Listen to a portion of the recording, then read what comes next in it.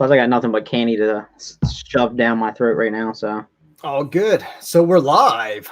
I think we are live. We are. I see the little icon. There we go. Let's see. So we're live. I think we are live. We are. I see the little icon. Cut your mic down. Yep, there you go. Rookie. Yep, my first time. We'll be gentle. Oh, man. Let's see how many people roll in here tonight. We'll see. As of right now, I see one. Five. I've been pretty much off the grid. I don't know. One of them might be me. So, or one. One of them was me, but up to 5. What's up, Raiden? What's up, bud? But I don't know, man. I got a couple things to go over with you. Just pick your brain and see how things are going with you. Oh yeah, no worries. Let a couple people pop up. So. Oh yeah. Oh man. Yeah, it's. I'm so tired. Like, I'm tired, but not really tired. If that makes any sense. Oh yeah. No, I get it. And the crazy thing is, like, before it happened, like, I was like, man, the day it happened, I was like, it's a good day. And but just that's the way I was. What was it? Wednesday? No, Thursday, when I had this big job thrown in my lap. Everything was good. Long story short, as short as I can be. Again, I know we're live, so just tell me shut up anytime when you want to start kicking it off. But so I was asked if I would do a motor job for another locations. Not unheard of. Sure, I'm more than happy. If I can help you out, I'll help you out. Send it on my way. Well, it was a warranty engine job. See, what happened was this other tech put a motor in and it magically promptly ran away and blew up on them. Well, they sent it to a dealer in which I don't know what happened. I don't know if this dealer is full of meth addicts. They went ahead and pulled the motor for some reason without the okay. Fine, whatever.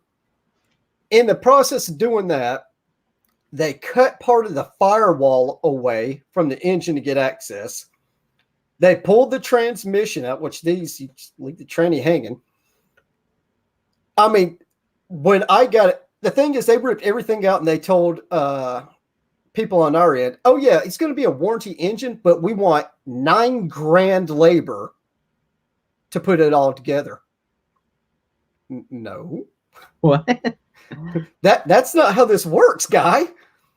So when they told them send it up to me, I literally got everything just yeeted in the back of this truck. I have boxes of random bolts. They tore down the engine. Everything else, they literally threw every nut and bolt in different boxes. The drive shaft is crushed. Every part on the engine's crushed. Every nut and bolt's mixed. I'm just looking at this thing going, I'm literally going to have to rebuild this truck front to back. Where do I go? I don't know what to do here. You're like, yeah, if we could have that back in a week, that'd be good. In a week? I don't think you understand this. No. I can get lucky and pull a miracle out my butt from time to time, but Jesus, guys, no, I can't. I started sending pictures out to my higher ups and all that, and they're in a big match with the manufacturer, and they're going, what happened? And in the meantime, I'm going, I don't care. Y'all hash that out in court. I'm sorry, but this sucks, guys. So yeah, long story short, sucks to be me. I still have to get it done. My parts list, not including the warranty engine, is coming. When I left work yesterday, it's just shy of $18,000. $18,000. Yeah, not including my labor, not including the body work. We're gonna be sitting at over 20, 25 G's. I could buy a small car. I'm just like, I don't know what to do. I think the most expensive vehicle that I ever priced up, I want to say was a like a 2010 body style Suburban with the engine and everything else it needed, was like priced up at right around like 15 grand. Yeah.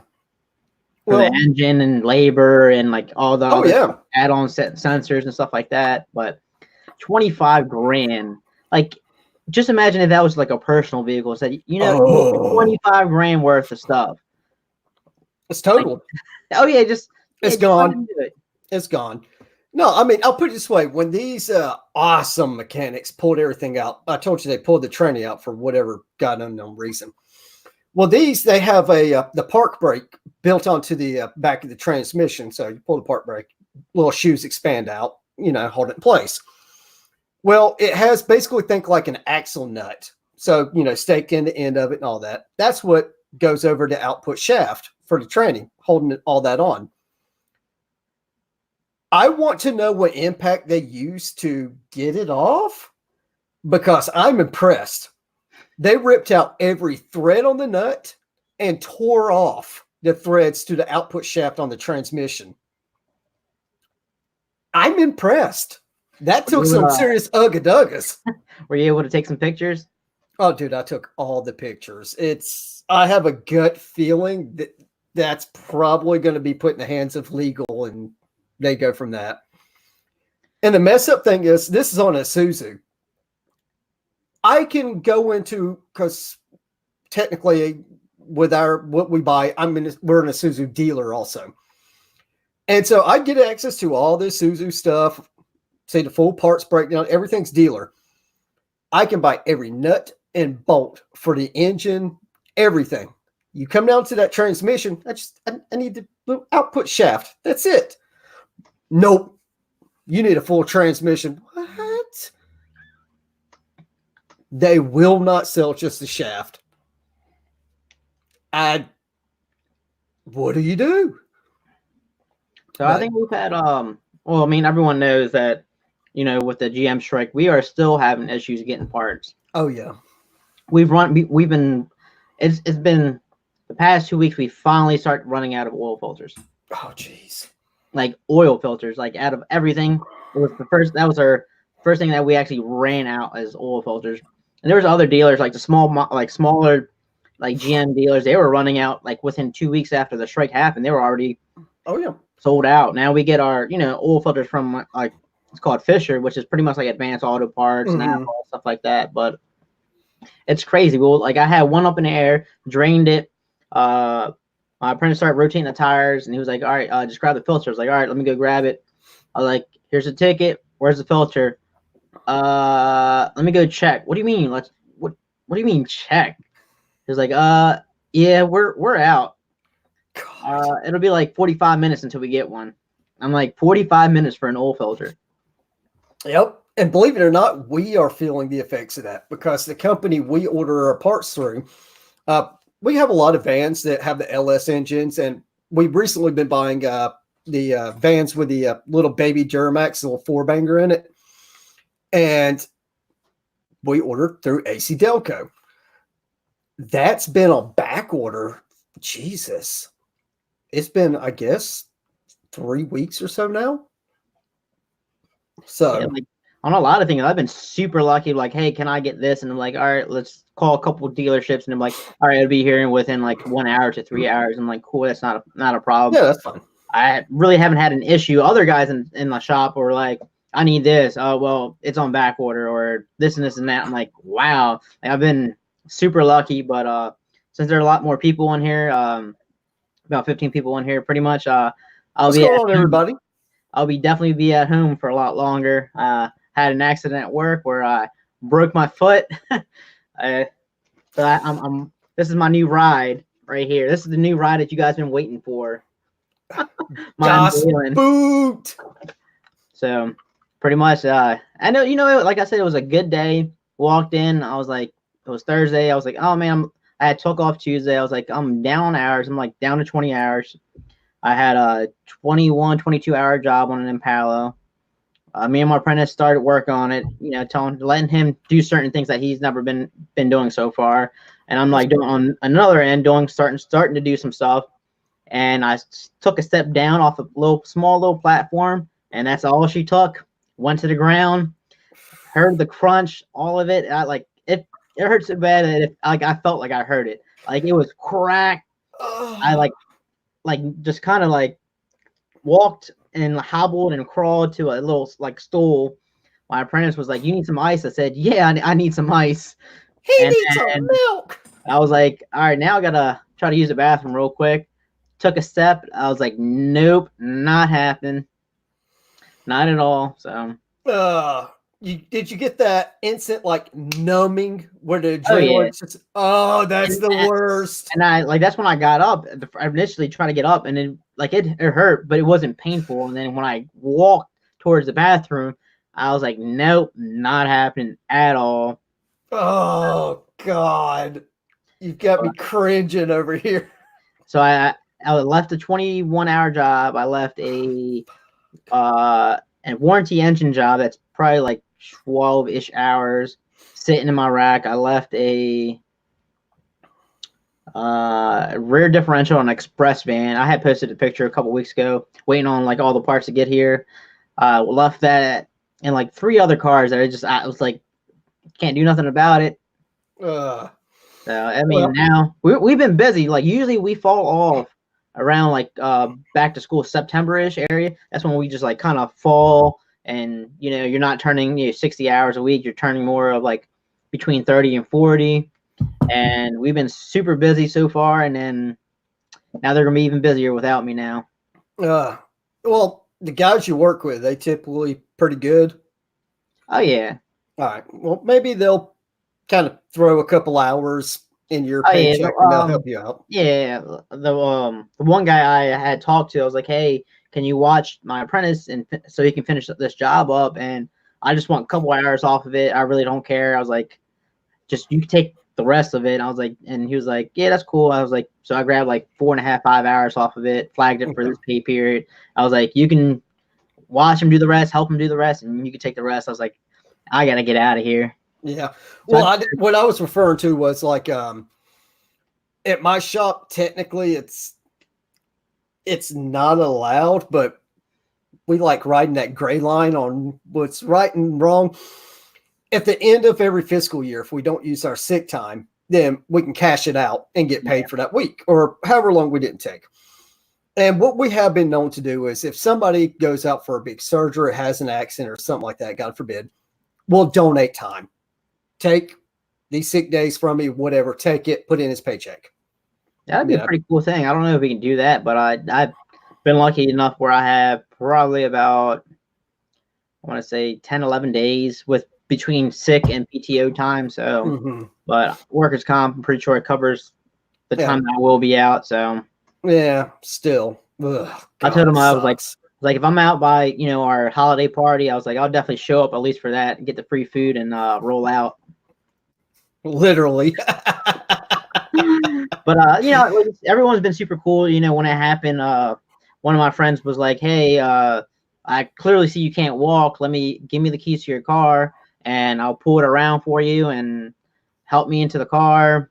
And then when I went back on Friday to do, just to get all the paperwork, all the legal paperwork and all that stuff, I had another friend who did the same thing, loaded the car up with all my stuff that I needed. And so I mean, I've been super lucky. They've been pretty helpful at the shop, stuff like that. So yeah. Now, is it your left or your right foot? My left foot. So okay, you can still drive. If I had the Cobalt, I wouldn't be able to drive at all. Yep, you'd be screwed. I was like, that was my first thought. I was like, dang, if I had the Cobalt still, I would not be able to drive. Yeah. When I went to when I went to go check it out, they were like, all right, well, here's crutches and here's like a soft cast. Where's your ride to help you walk out? I was like, I don't have a ride. I drove myself here. I was like, all right, well, we'll teach you how to use the crutches real quick. I was like, all right, give me that real quick, and then I'll be out on my way.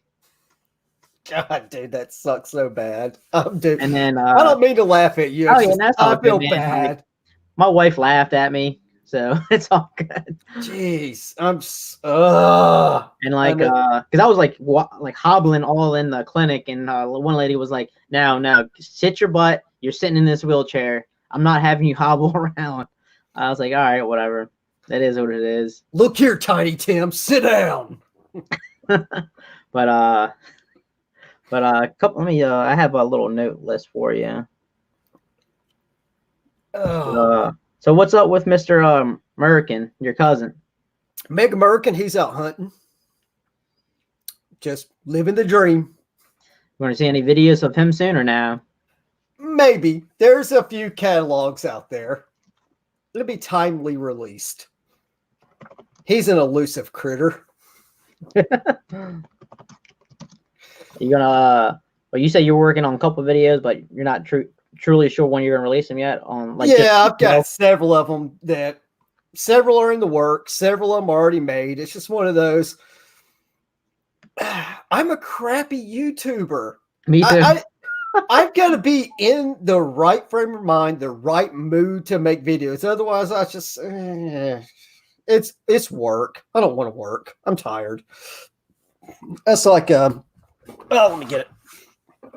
I've brought home one of my mini manuals, and I planned on doing like ladder scale wiring schematics and hydraulic schematics and stuff like that. But I'm going, God, that bores the piss out of me, let alone wanting to make a video on it.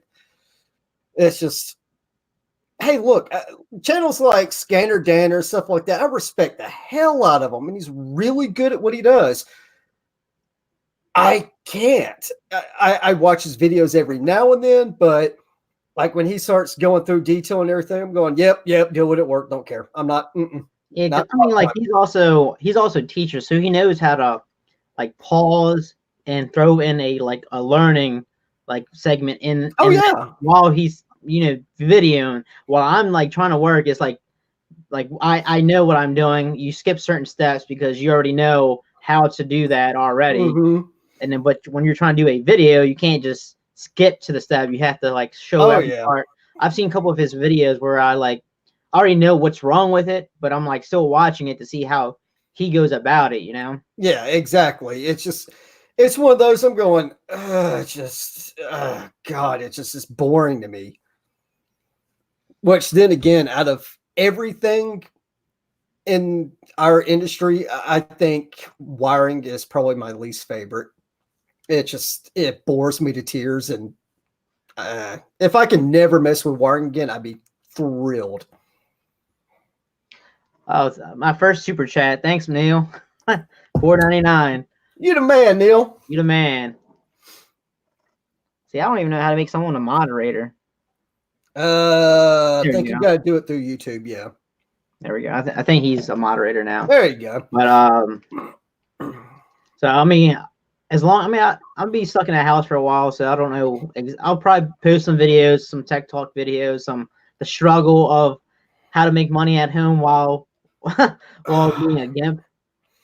Well, I'm trying to remember what it is. Like for me, it's easy for me because I'm at a dealership, so I have dealer specific training online that I get paid for. Oh, okay. Yeah. I didn't think about that, but I was going to say, have you ever looked into, the name of it escapes me right now, but the websites people go on and say they'll pay you $10 or whatever if you'll help them diagnose whatever. Yeah. I think Kyle, he said he used to do that when he first started, like right before I think YouTube. He said he was on that. He earned, a couple dollars here and there helping other people, which is not a bad idea, Yeah, just to earn a little supplemental income. Could I answer phones at work? I don't think they would pay me enough. They wouldn't want to pay me what I make to answer phone calls all day long.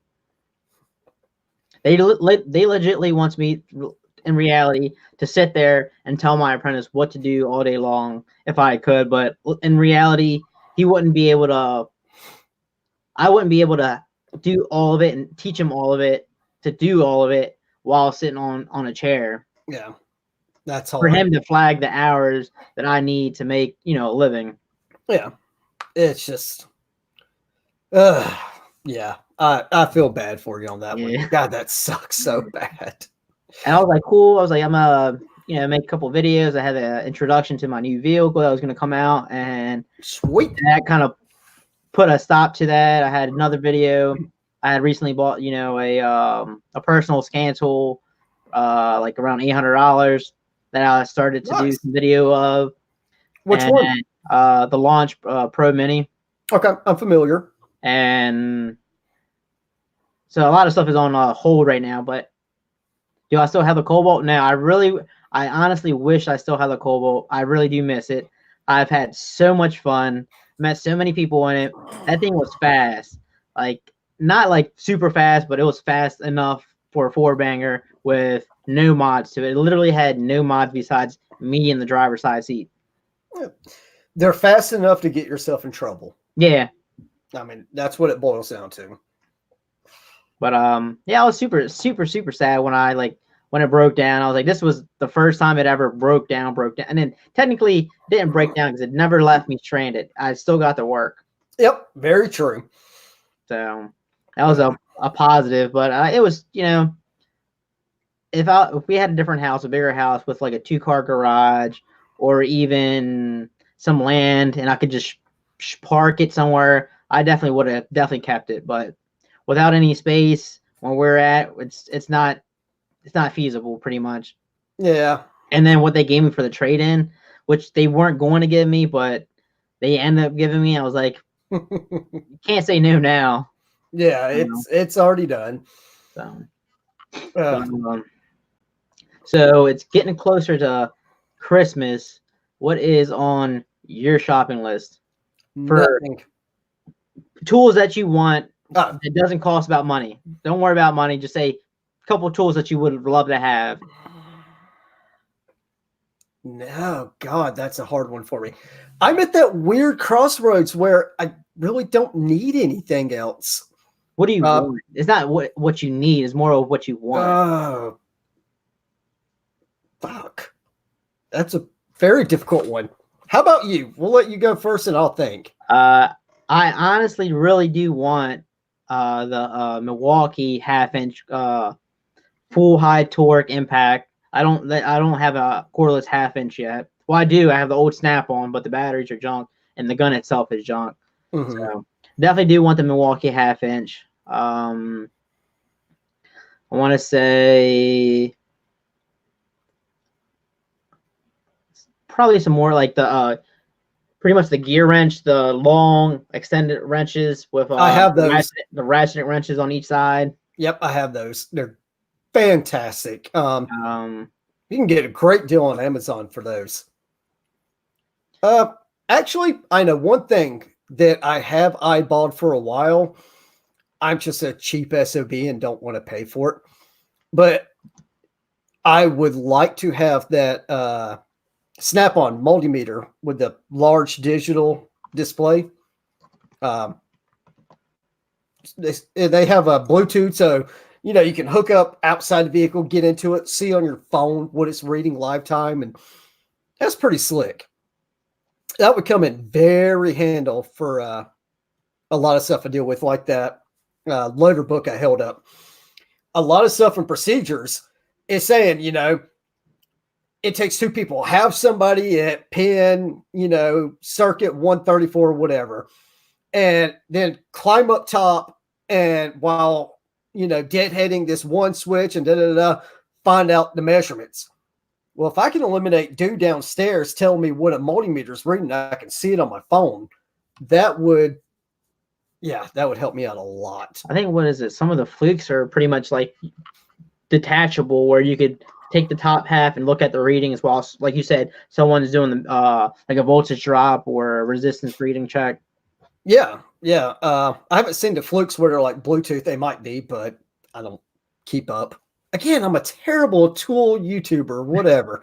And then one other thing that I would love to have, but I wouldn't absolutely have the space for at work is, I don't know if you ever seen it, is a walk around platform that you literally put around the car from the tires. It goes all the way around to the front bumper and you can just walk. And it's literally like, it gives you another foot above it, especially it would come in handy for like larger SUVs. Yeah. You wouldn't have to like, step on something that's not, safe, I guess you could say.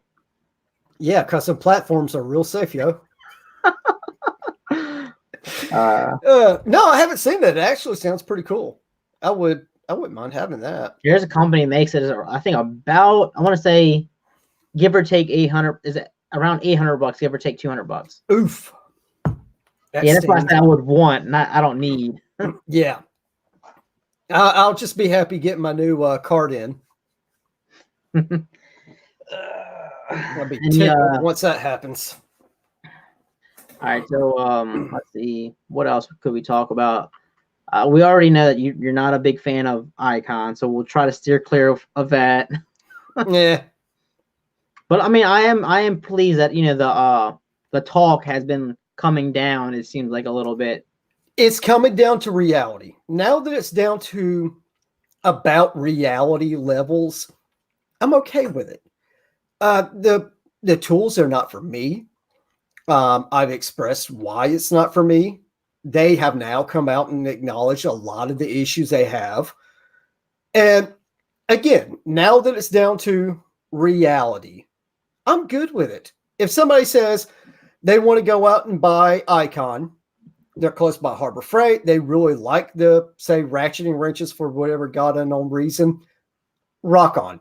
If you want to use it and you understand the actual longevity of it, you understand the use of it, you know what you're getting into, I got no problem.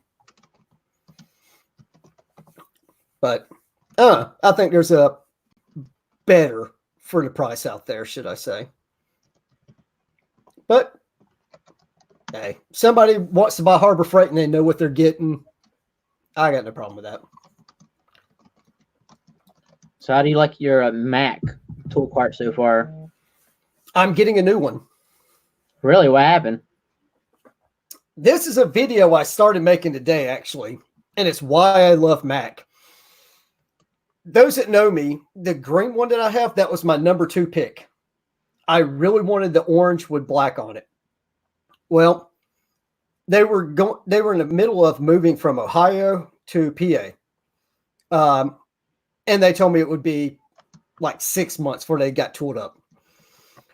Well, thankfully now that's been delayed because moving major factories, it takes time. But my cart, I noticed when I got it, like in a couple of little seams, it's nothing, you can't even see it really. But in a few seams, you can see where I guess the primer was laid on too thick and it had tiny little air bubbles in it. And it's just right in the seams in a few areas. I pointed that out to my Mac guy. He about lost it. Absolutely not. This has no place out there. We don't want it out there. He said, dude, take a couple pictures, send it to me. I'm going to open up a claims through Mac Tools for you and see what they say. He said, I don't want this product out there. I'm going, it's not a big deal, man. I mean, seriously, I'm OCD about toolboxes. It is not a big deal, okay? Absolutely not. And it wasn't even a whole week went by. He said, good news. Got a response back from the toolbox division at Mac. They're going to give you 100% credit on it. You pick out any tool cart you want. We're going to sit down, customize it, any slides, any different color, whatever you want. No extra charge. We're going to build this for you. We have a team that's going to put this together for you. There will be no confusion. It'll be 100% right when you get it. Chances I'll get the orange one I wanted. Boom, done. Give me 2 to 3 weeks. You'll have it. Well, in the meantime, do you want me to push the cart into a corner, like cover it? No. I don't care if it gets another scratch on it. I don't care what it takes. You use that box the way you are right now. When the time comes, I'll wheel it over here, drop it off. Take your time, swap it over. Next day or two, I'll come pick up the other cart. We'll sell it as damaged goods. But it's fine. It's literally like, it's like ballpoint pen size. Just tick, tick, tick. That's it. No, we will not have any customer with this out there. I'm going, holy shit. What do you say to that? Didn't even try knocking me down. Didn't say, well, we'll help you out a little. 100% money back. We'll build whatever it is you want. I am so sorry about the, problem. See, that is what you call a high quality tool dealer. Yeah. Because, like, I mean, I've told you before that I am still waiting for a T40 Torx Yeah. to show up from Snap-on. He's already taken possession of it because he gave me an inverted T40 as a replacement for now. And I've asked him every week, where the hell is it at? I want it because it's what I wanted. I didn't want the one that you gave me. Yeah. It's a dealer thing. I think he's yanking you around. He's a little bit of a POS. My Cornwall dealer, I absolutely hate him. Yeah. I literally wanted a I think it was either the stubby 1/2-inch Milwaukee or the full powered Milwaukee. I said, hey, I have the Snap-on 1/2-inch, 2 batteries, a charger. I said, what would you give me for trade-in? I said, you know, I just want to see what you would give. He was like, all right, let's see what I could give you. Oh yeah, he wanted me to get the 1/2-inch full power, full torque. He was like, I'll give you it for $429 with your trade-in. And I'm like, I just looked online before I got on the truck. I can go to Home Depot right now, get the exact same deal you're going to give me for $429, and keep my stuff. Yeah, I'd rather you tell me I can't do anything for you because it's obsolete. I can't do anything for you. But here is what I can try to give you price wise. I would have been happy at that, but he legitly was trying to give me, in my mind, that he was giving me a deal with trade-in. Oh. And realistically, my dealer is the #1 reason why I become a Mac fanboy. I've dealt with Snap-on in the past. I've always said I think part of their training is they take you out wherever and teach you how to be a grade A asshole before you get into a tool truck. So a lot of Snap-on dealers they're assholes. I don't know what it is, but they are.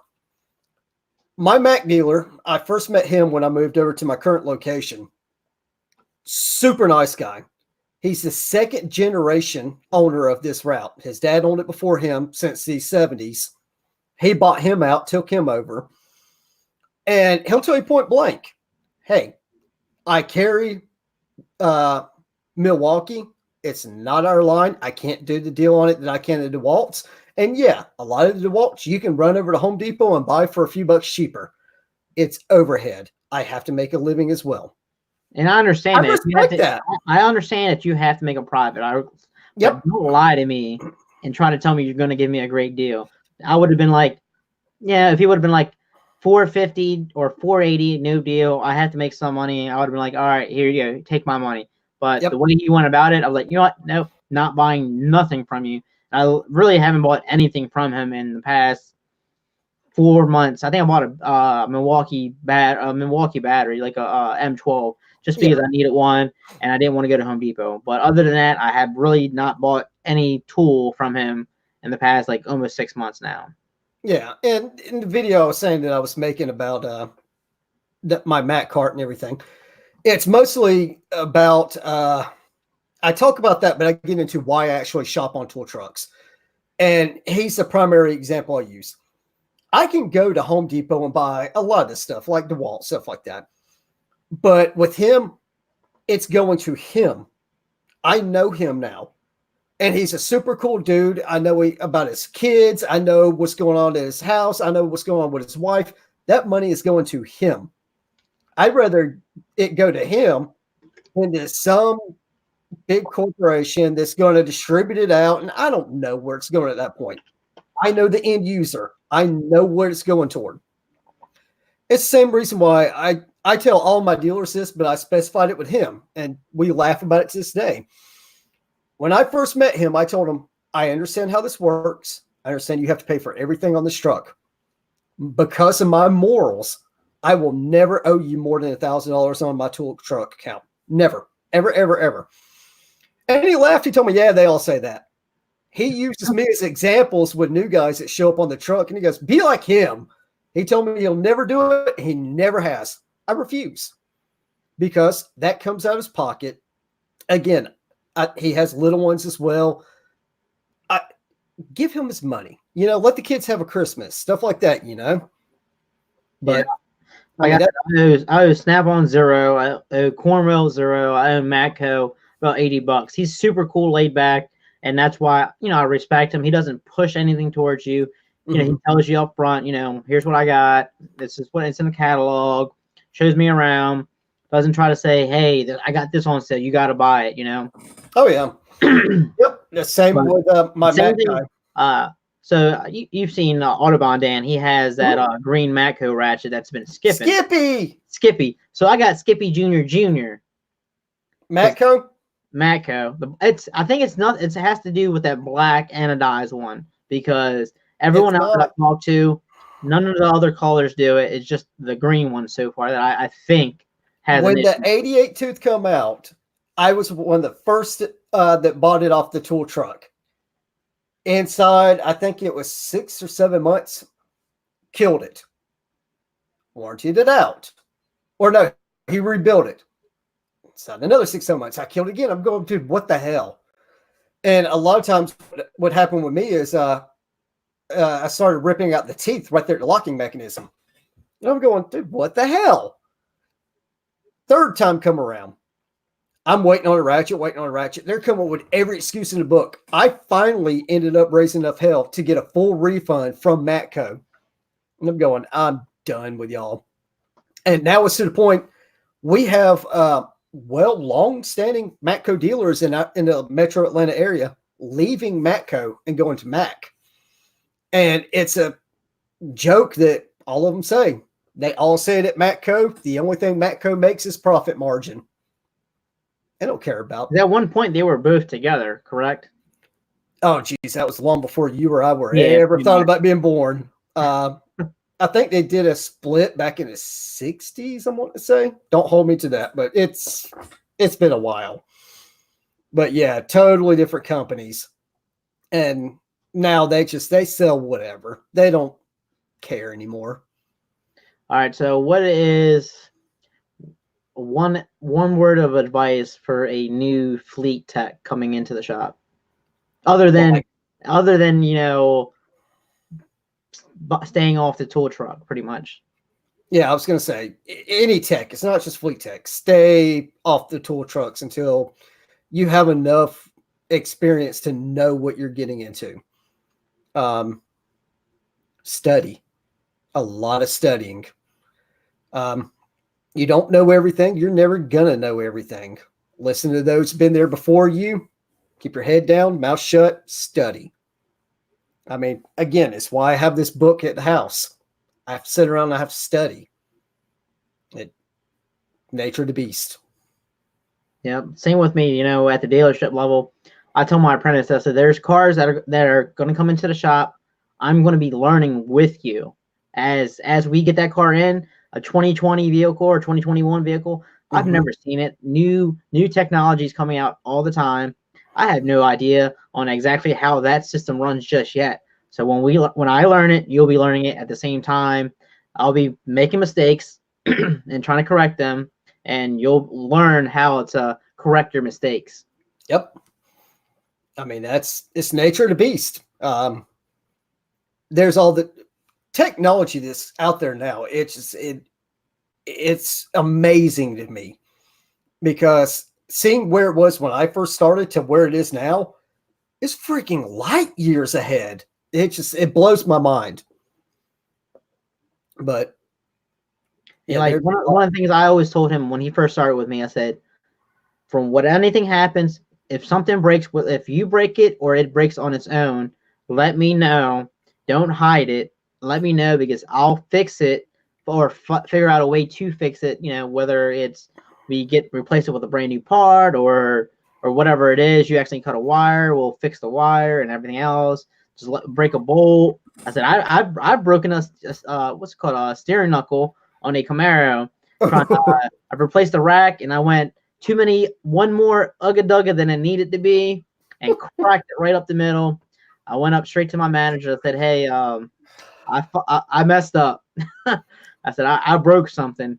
I said, and my thought, I was like, I needed just a little bit more, just a little bit more. And that little bit more was cracked. And he was like, all right, see how fast we can get it. What's the price? And he was like, it's like $200. He was like, oh, don't worry about it. Just put it on and move on to the next car. Don't do it again. Yeah. How much easier it is when you actually tell the truth. Oh, and yeah. We've had people, hide what they broke, and then that's when you get in real trouble, and then your integrity is no longer there because we've caught you in a lie. Yeah, we've had quite a few of those, and we actually have one that started over in our location. We've moved him to another, and I don't think he's going to last much longer. But that's my biggest thing. I tell anybody and everybody, I don't care how long you've been turning wrenches, you're going to mess up. But be honest about it. Just be honest. It's not a big deal.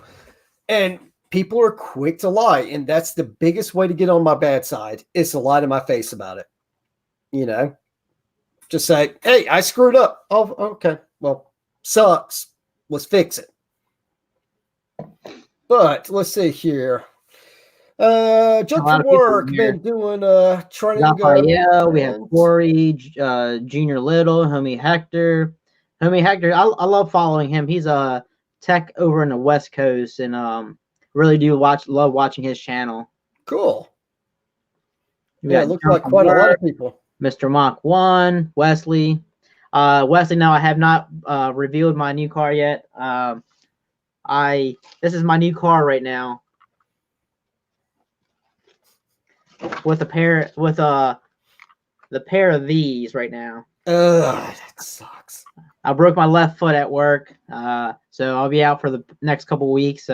But if I have time and my foot doesn't hurt too bad, then I'll definitely try to shoot the video while I'm at home. So, you should totally use it as a little bit in your videos. There we go. Like, let me go whip her out. Just like do a car reveal. Just go over, have your car covered up, like fall into it face first, pulling the cover off. You got to use it to your advantage. Oh yeah, definitely. So I mean, there was this one guy at work. I told him, I said, I was like, all right, since I'm out, you got to step up. I was like, I'm not joking you. I said, you literally have to step up. And he joked around. He like laughed about it. So I was like, all right, you know what?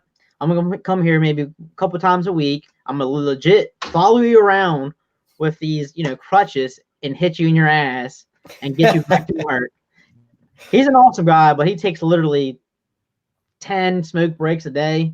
Oh God, that I'm glad I quit smoking. Miguel, no, it's not a Honda CRV. You don't want to go and buy a Prius? Nah. Or the Mach-E? I'm definitely gonna buy that new Tesla. That hunk of junk.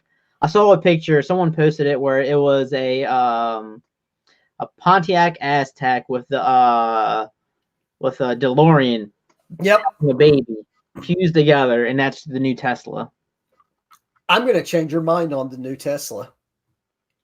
Did you ever play games back in the day, like video games? Yeah. You ever play Halo? I've never played Halo, but I've played Halo, but not like consistently. But yes, I know it's the little turret thing. Throw a gunner in the back of it and tell me that is not the Halo ride. I saw that. I'm like, it's uglier than sin, but I mean, hey, but I mean, like if they sell it, they're gonna sell it, and fanboys are gonna buy it because it says Tesla. The wheels legitly looks like my daughter's Power Wheels. You know how you have the fake wheel that has a center cap that like covers it too? Legitly looks just like it. Oh God, I love it. Oh yeah, that thing is just, and the big thing that floored me, it's all right. When that come out, I'm going, it's stupid, but that's Tesla. They're just trying to come up with something to appease shareholders. They're known for doing that. Look at the semi truck that they were going to come out with any day now. Yeah, okay. But the Ford Mach-E, the Mustang Mach-E, all my friends grew up were Mustang guys. I had Mustangs I built. I mean, I worked at a Ford place because I was going to learn to mess with Mustangs. Suddenly, overnight, Mustangs aren't cool anymore. I have 3 friends that traded theirs in for Camaros. Yeah. Ford completely just lost the pony car war and has boosted GM sales like no tomorrow. They're not cool anymore. It's really thinking about getting a new F-150 EV. Junk, you don't want a F-150 electric vehicle. You Canadians can barely keep the power on as is. You don't want to try driving a truck like that. Later, Junior Little, saw you were in here.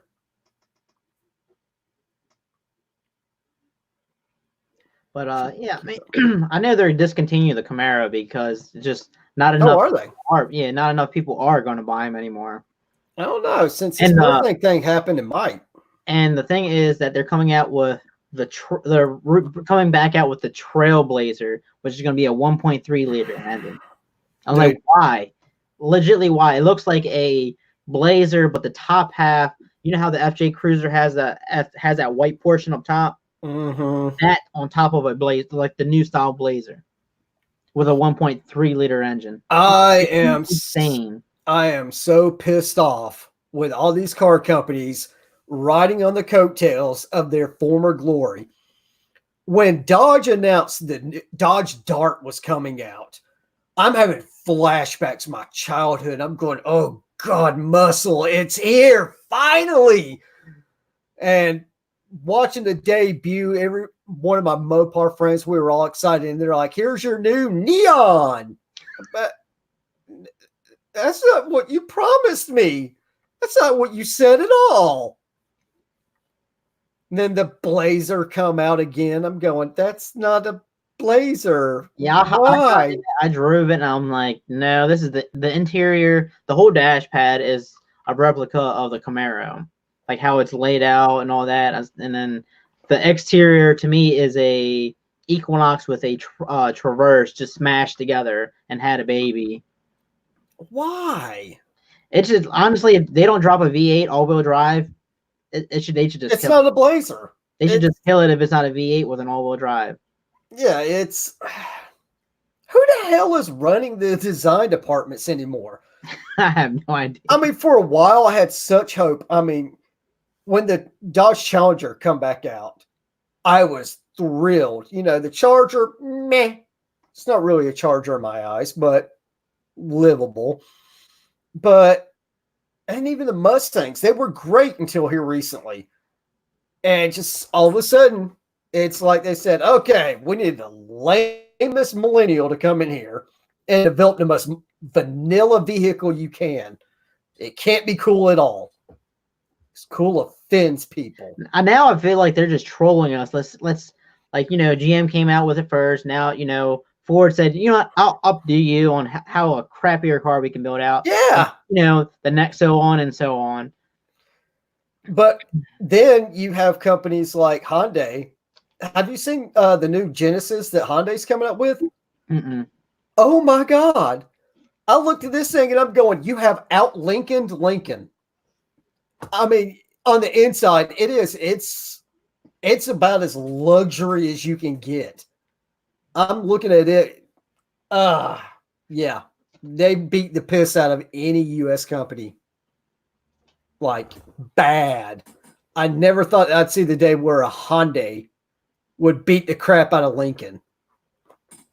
And yeah, Lincolns, they suck now. They have for a long time. I don't think I've ever had the privilege of working on a Lincoln at all. Back when I was at Lincoln is when still had the town car and Navigator, stuff like that. So basically an upscaled Ford is what they were. Great vehicles.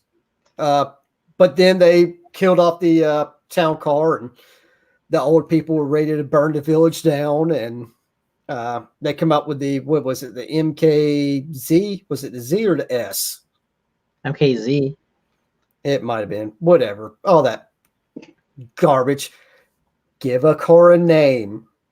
It's a thing. Give it a name, not letters, not numbers. I can't keep up with it. But when they debuted these things, they brought a couple of them to our dealership. And they literally had a wine and cheese event up in the lobby at night and invited all the prestigious people around. Yeah, they showed up. It was raining or it just started raining. They went to shut the sunroof. Broke. From Michigan here. Broke. I'm going, do you not understand the turd you're building? Oh, God, they're terrible. Later, Hector. Let's see. Trying to see who else in the comments there. So, what videos you have coming out? Like I said, I had the new vehicle going to be unveiled. So hopefully that, like I said, hopefully I'll try my best to unveil that. And like I said, the newer scan tool that I had just recently purchased. Cool. I actually got some new. I don't know if you've ever heard of the Pico scope, and I got some attachments for work. They paid for everything. I really didn't want to pay for anything out of pocket for that, so I was going to try to get accustomed of using it and using it for diagnosing. I've seen a lot of channels out there that do use it, like Drew. He uses it. He's actually a mobile tech that'll go out to I think a deal any place that needs help diagnosing a car, and will diagnose a car with the Pico scope. Mm-hmm. I think there's a couple other big YouTubers that use the Pico scope to diagnose, and it's an added arsenal in my eyes to diagnose people. Is there too many different ways, old school, new school, and mixed variety of different ways to learn how to diagnose cars and stay up to date? Oh yeah, it's crazy. I've only messed with the GM software just a little bit. It's a little blue brick you get. MDI. Yeah, that's it. We have a few GMs, so only had to tinker with them a couple of times, but primarily nowadays I mess with Cummins or a lot of Isuzu. Very familiar with the Zentry Mercedes software, and only because you cannot keep those things alive. They want to die. Tell everybody at work, they're German. They don't want to live. They just pop a cyanide pill. See, several of them trying to kill themselves. Sorry. Wesley, everyday fleet tech, so close-minded. Yep. Very close-minded. Oh, man. Anything big planned on for the holidays or no? Just surprising the kiddos. Well, for those that don't know, but I can grow a gnarly beard. That's why I'm not shaving anymore till Christmas. Every year for Christmas, I play Santa for the family. We all get together at my mom's usually. Do the majority of present unwrapping, but my wife and I always spoke about it and got some other family members involved. My kids have more than they could ever play with. It's to the point, every time they get a toy now, they know, all right, we're donating a toy. So otherwise we'll just be inundated. I got a perfect beard coming in. Yes, I dig it, man. But no, this year we're going to surprise the kids with a trip down to Disney World. Sweet. So they've never flown either, so that's going to be interesting.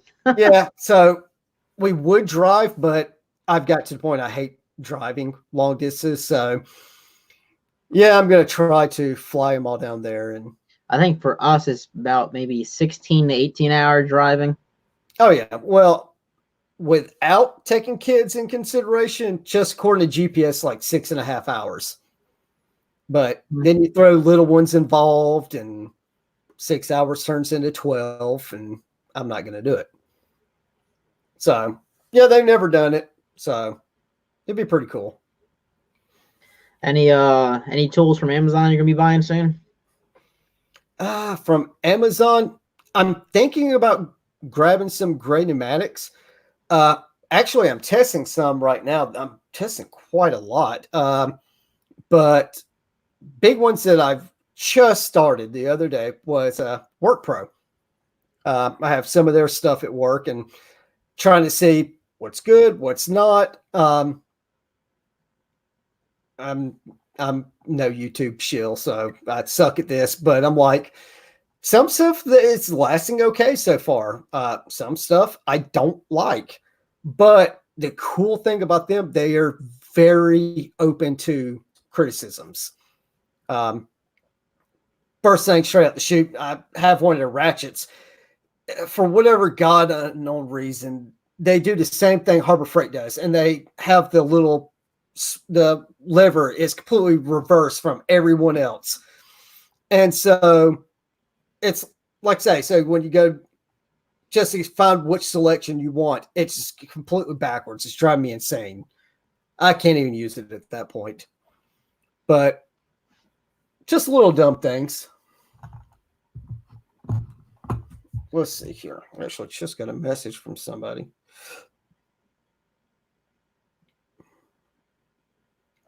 But how about you? You working on anything?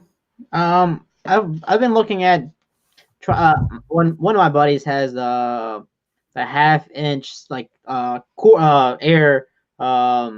air cat impact gun, and I used it like maybe once to try to get a harmonic balancer out of the 2-liter Camaro, like the turbocharged Camaro, and I couldn't find anything else that's, to be able to shove down there and be able to get it out without removing the radiator and all that stuff. Took his air cat down there and just gave it like 2 little hits, and that bolt just came straight out, and I was pretty impressed. I was like, nice. It might be worth it, just for those situations, Absolutely. Walter Frederick, Gray Pneumatic doesn't cover their impact sockets under warranty if bought on Amazon. You are 100% correct, sir. When I made my video, I was unaware of that. I still think they're fantastic tools, but you are correct. They do not cover them if bought on Amazon, which I think's stupid on every level. I might have to redo that video. See, there's certain tools that I've bought off of like Amazon that is cheap enough where if it breaks, I'm not going to be butthurt about it. I'll just buy another set, Yeah, exactly. And the thing about the Gray Pneumatics, again, I've used them for a long time, and they hold up. As far as your lower end tools or whatever, they've held up better than the others that I've had experience with. If you bust a socket and they tell you to piss up a rope or whatever, try to find a local retailer. Maybe they can exchange it out. If not, spend the $6, get a new one. It is what it is. It's not worth the hassle. It's not worth my time. Yeah. And it's cheap enough. I'm just going to buy another one, Yeah. And the thing is with Gray Pneumatic, you can buy the whole sets on Amazon, but you can also buy the individual pieces of a set. So if you have a swivel socket that destroys itself, just replace it, But, would be nice if they had authorized dealer. Now, would you recommend a new technician to buy tools starting out of the gate from Amazon? Yes, 100%. There are still quite a lot you can get out there. Even if you don't go Gray Pneumatic, Gear Wrench, they make fantastic sockets. And their warranty, I know Junk from Work, he had a bit of an issue, but he is in Canada. I can't say if it's like an international thing. I don't know the reasons. I don't know the logistics up there. But here stateside, my personal experience was it was under 2 weeks from the time I filled out my process to having the tool in hand. And I've heard people sharing stories of actually sooner. So 4 or 5 days. And that's pretty big. For a new tech starting out, I still stand by everything impact socket. Because it's inevitable. They're going to buy chrome. It's going to end up on an impact. It's going to split. Then they're going to crash the tool's fault. Happens. But realistically, I primarily have impacts because being real, all right, even as tight spaces you get to, you often get to a tight space to the point where the thickness between an impact socket and a chrome socket matters in getting into that space. Not really. Yeah. That's kind of what I was thinking. I mean, I'm not going to say the circumstances don't exist, but they're kind of few far in between enough where I can't justify having a bunch of chrome sockets. That's me though. CP Tool Addict, use a Gray Pneumatic for years. Awesome stuff. I have a couple of sets that I got back in the early 2000s. But yeah, I honestly have have a lot of chrome and I have a lot of impact, just because you don't really know exactly what you need. And when like literally when I first started out, when I graduated UTI, and they said, hey, they shoved me in a room, was like, here's Snap-on book, pick whatever you want. I think they gave us $1,000 to spend for free or whatever it was. Mm-hmm. They threw at us, and then whatever else you want, that's you add on the Snap-on credit. I bought a half-inch set that was a 12 point and didn't realize 12 point. Never use. I used the 15, 16 to take off what's it called, oil filter housings on cruises, and that's the only socket that I used from that entire set. I used extensions. The extensions came out. I use chrome extensions, to be honest, and I whale the shit out of them, and they don't break. They don't break. Yeah. God, so you bought half-inch drive, 12-point, and SA? I didn't know. I mean, I really was didn't know. Bought it. They didn't even just say, "Hey, you probably shouldn't buy that." They were like, "Hell yeah, they've been sitting on the shelf for the last 15 years. Let's sell it." Yep. So I mean, there's probably one of my worst buys, if that now that I remember. But out of the set, I got the half-inch extent, two sides of the extensions, which I use all the time now. So yeah, and that's kind of another video that I'm working on now. I'm building a little list. I put up the how to be a baller on a budget video. Try helping some people out. Well, I will teaser for you, but I'm coming up with the one for your very, very lonely beginner, the one that is broke. It's Brokeback Bitch tools, and I'm just going to go through the very bottom basement that I recommend on how just to get in the industry. I mean, it's nothing glamorous, but it'll pull you through until you make a little bit of money and you can step up your game a bit. So do you use 1/4-inch sockets? Oh, yeah. Quite often, actually. So my favorite impact 1/4-inch swivel sockets are from Snap-on. And those suckers are $45 a piece. Yep. And I've been rocking the same gray pneumatic swivel sockets, again, since early 2000s. Like, I think 06-ish, somewhere around in there. Never busted one. I lost my 8mm one, and I refuse to buy another one right now.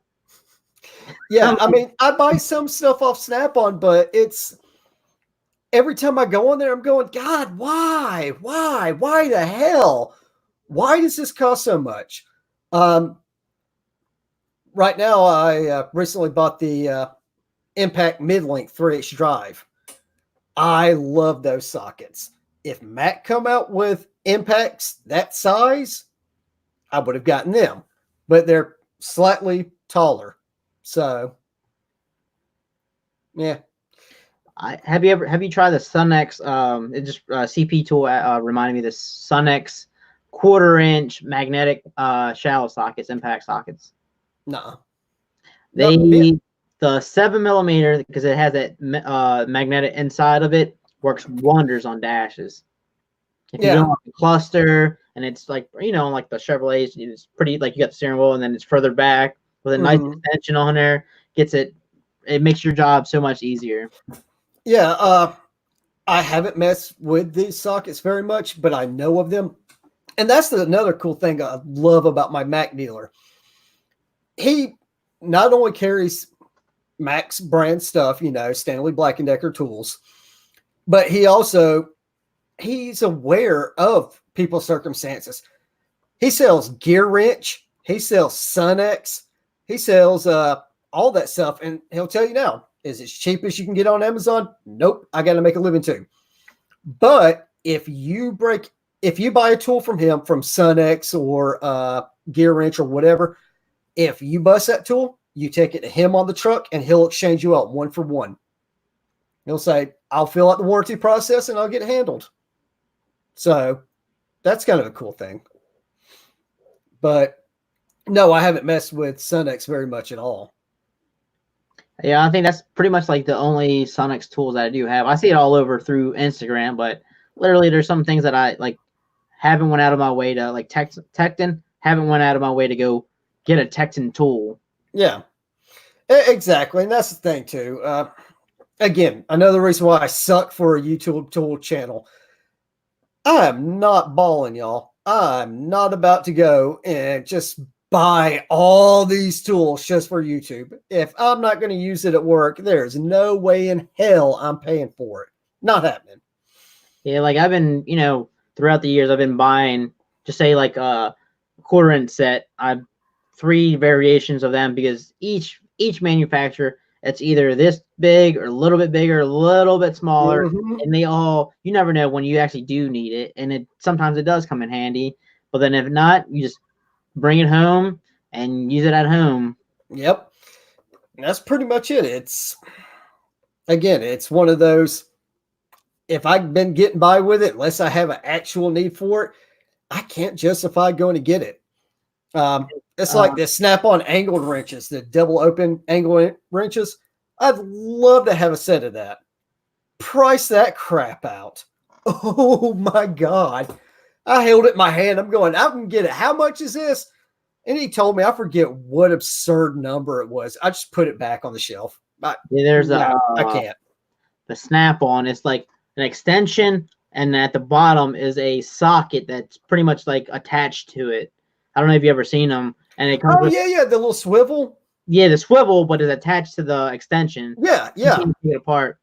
I went on there. I was like, all right, that's cool. How much is it? He said for the set was like, I can't remember exactly, but it was definitely over 300 something. Oh yeah. I'm like, no, I want it, but I'm not spending the money to go buy it. Yeah. And then, it's holiday season, so they whip out the new gear. That they came out with a new hoodie, snap-on hoodie, and I was like, I really do want a hoodie. What does it take to get one? He was like, buy any item that's in this bucket, and I'm like, all right, what's the cheapest one? $200. I was like, yeah, that's not worth a hoodie for me, buddy. No, I'll go to Kohl's. I was like, good. I'd rather just purchase the hoodie. He was like, oh, I can't do that. I'm like, well, then never mind. No, I don't want. He won't sell you. Your guy's a dick. Mm-hmm. I mean, for real. That reminds me, I need to go on Mac's website later and pick out a T-shirt. My Mac guy told me he'd order me a T-shirt. That's kind of a joke he has on there. Everybody, we're all used to Snap-on. You buy a great deal and spend $300+ like, here's a T-shirt. Hey, get on the Mac truck. He goes, I sell tools, not clothing. That's it. Yeah, my Matco guy was like, hey, I was like, hey, I see you have a medium-sized hoodie. I mean, medium-sized shirt. I asked him, I said, what do I have to do to get one? He said, just here, take it. Whatever. Yep. I've gotten like 4 pocket screwdrivers from him. My Snap-on dealer doesn't even carry like Snap-on pocket screwdrivers that say, his name on it for free. He sells the one that you have to buy for like $10 or $15. Yep. My Mac guy, he doesn't have the pocket screwdrivers with a name and all on it. He does the little calendar. But no, if you buy something big, like a toolbox or whatever, I asked him before about a T-shirt. He goes, dude, just pick one out online and I'll order it for you. He goes, I don't have room on my truck to be a clothing retailer. So I'm going, makes sense. I'd rather have a bunch of tools and keep good prices than keep little tools and, a bunch of socks and crap. For those of you watching, that's a Valium he's chewing on. He takes it by the fistfuls like a boss. Oh, that's that new THC gummies. I hear you. Edibles. Yeah, we got edibles in here. We'll be making brownies. But yeah, for the pocket screwdrivers, ever since my Mac guy sold me on the little pry bar like pocket screwdrivers. Oh, the Mac ones? Dude, those things are legit. I bought it. I went through Mac website and it was like $20, shipped within like 2-3 days. And I love it. I showed everyone in the shop. They're fantastic. Like, oh my freaking God. That's like the coolest thing in the world because it's legit a pry bar. Yep. Pocket screwdriver for him. Yep. And let's be real. every time we pull out that pocket screwdriver, we're moving something out of the way. We're trying to pin something over. It's a straight pry bar, and the second one's the angled pry bar. Mm-hmm. That is cool as shit. Yeah, I use mine every single freaking day. I thought I lost mine. I was like wigging the hell out. And I ended up finding it like 2 days later. Found it shoved in your boot there, huh? Yeah. But yeah, I love those things. Yeah, It's one of the worst things in the world. Losing a tool, buying the tool, and then finding the tool that you lost. Yep. That's one thing that it's good but bad. Given where I work and the nature of my business, I can't lose tools. Like, cannot. I have to keep account with every single socket, everything I own. I mean, if one of these things I lose it, we literally have to form a little team. We go, we pick out the last thing I worked on, and you've got like 6 guys scouring all over it, and we're making lines, walking. I mean, if one of those things gets sucked into aircraft, that's bad. No. Yeah, that's a no-go. You have just screwed a lot of stuff up. So does anyone in your shop have that Snap-on box where you take the drawer out, take one tool out, close it, and it'll tell you which one that you just took out? Nah. No, we don't have that. Down to with the actual aircraft, they might. So a lot of the aircraft guys, believe it or not, people think, oh, you start working on multi-million-dollar jets, stuff like that. Oh, the tools you're going to have. Those are some of the cheapest bastards you will ever meet in your life. They're making stupid money. And they'll come down. Good friend of mine there. He'll come down to me. He's like, hey, I was going to see if you happen to have this socket. Take your ass on the truck, dude. Yeah, I've had the opportunity to work almost. I got a job offer pretty much at it was a Porsche / Audi dealer. Had my best friend was working there. He was like, "Come by, I just want to say what's up. I haven't seen you in a while," and was like, "Oh, well, here's my manager, real quick." When I went there, and he was like, "Oh, so you're looking for a job?" I'm like, "No, I'm not looking for a job." No. He said, "Well, let's see if I can change your mind real quick." This is when I first started. So like at the time I was making $10 an hour. He was like, 50. How does $15 an hour sound like? I'm like, well, it's better than what I'm making, but I'm happy where I'm at. And he was like, all right, chit chatting back and forth. And then we walked to the shop, clean shop, but every toolbox there was Craftsman, Husky, Cobalt. None of those guys there at a Porsche / Audi dealer had a Snap-on toolbox. I was pretty shocked, pretty impressed, Yep. But you don't need a high dollar toolbox to make a living. Like one of my videos that I'm going to be coming out with is going to be the toolbox, which I am from Strictly Toolboxes, and probably do a comparison video versus the Icon toolbox. That I can buy my toolbox 72-inch with the hutch for less than $4,000, shipped to my job, and it's half the price of the Icon. Yep, I know some guys personally that use it, and they do great. Actually, a friend of mine, he works down at Southwest Airlines. That's what he uses. It's done fantastic for him. I like the quality of those. And like for me, I'm not the only one using my toolbox. My apprentice uses my toolbox too. So it's 2 people within a year pretty much have been using that toolbox every single day. So legitly going through the grind every single day. And that's 100%. Like the only thing I was not 100% happy was the way the color green came out. I thought it was going to be closer to the Snap-on green, and it wasn't, which it is what it is. I still like the color green, but it wasn't that pop green like how Snap-on has. Yeah, it's more of a actual lime green. Yeah. Yeah, and that's fine. It looks great. In video, it looks like the Snap-on color green now. Yeah. Yeah, but no, my friend, he has the exact box you do, and he's had it for a few years now. He's happy with it. Does great. I'm not gonna lie. I use the last drawer every day, stand on it, and I have 2 speakers right up top, and I have an amp on there that I turn on and off. Sometimes I'll keep my repair orders on top, or I'll throw my hoodie, my sweatpants, or whatever it is, and I stand on that bottom drawer every day, and it goes in and out like nothing. Yeah, I mean, I only weigh 150 pounds, but just make sure it doesn't shut on your leg and break a leg. That would be terrible. yeah. Well, now I definitely gonna be a lot more careful now on everything.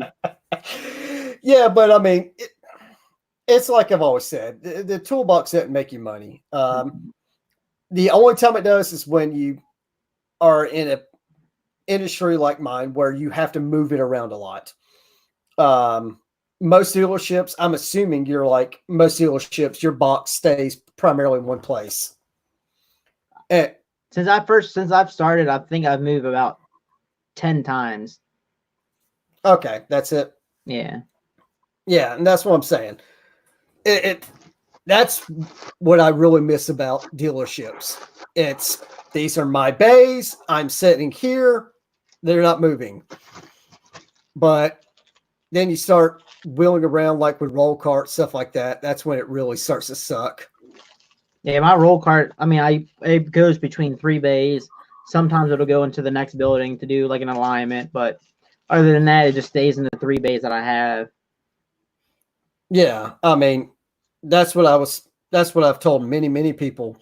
It's like with what I do, I wheel all over the place. Again, big reason why I kill Harbor Freight carts, stuff like that. My stuff has to hold a lot of weight and move a lot. On average, I'm moving around about 3.5 miles a day. So they take a lot of abuse. If you're wheeling a lot, yeah, step up, pay the extra. But given like what you do, dealer, me, that Harbor Freight box, the roll cart, it do fine probably. Yeah, it's probably fine. Going back and forth, or sometimes it doesn't even move, and it'll just stay right in the middle of the 3 bays, and I'll go, back and forth. Yep, and that's fine. Yeah, it's all in what you're doing. That's what it boils down to. But a lot of people, they don't want to hear that. So, yeah. The fanboyism is real. So what is your least favorite job that comes through your shop that you hate doing? Least favorite.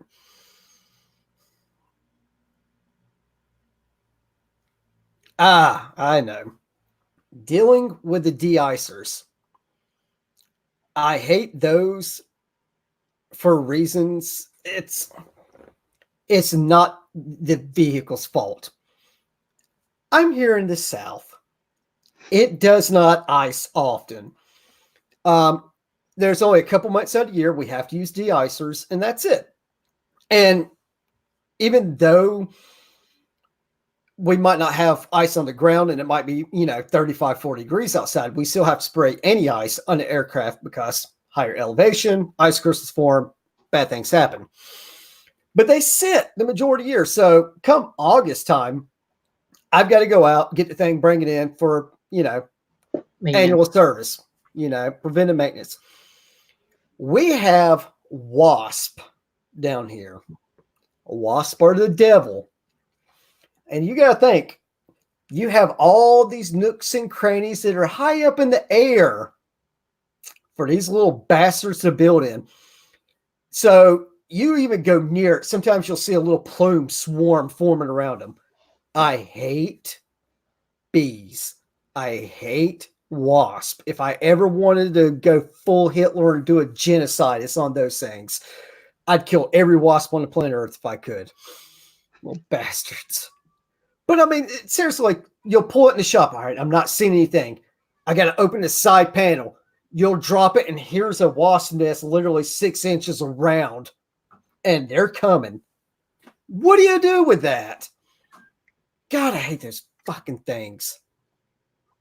Ugh. See, for me is I legitimately, honestly hate recalls because they pay the least, but it's the whole setup.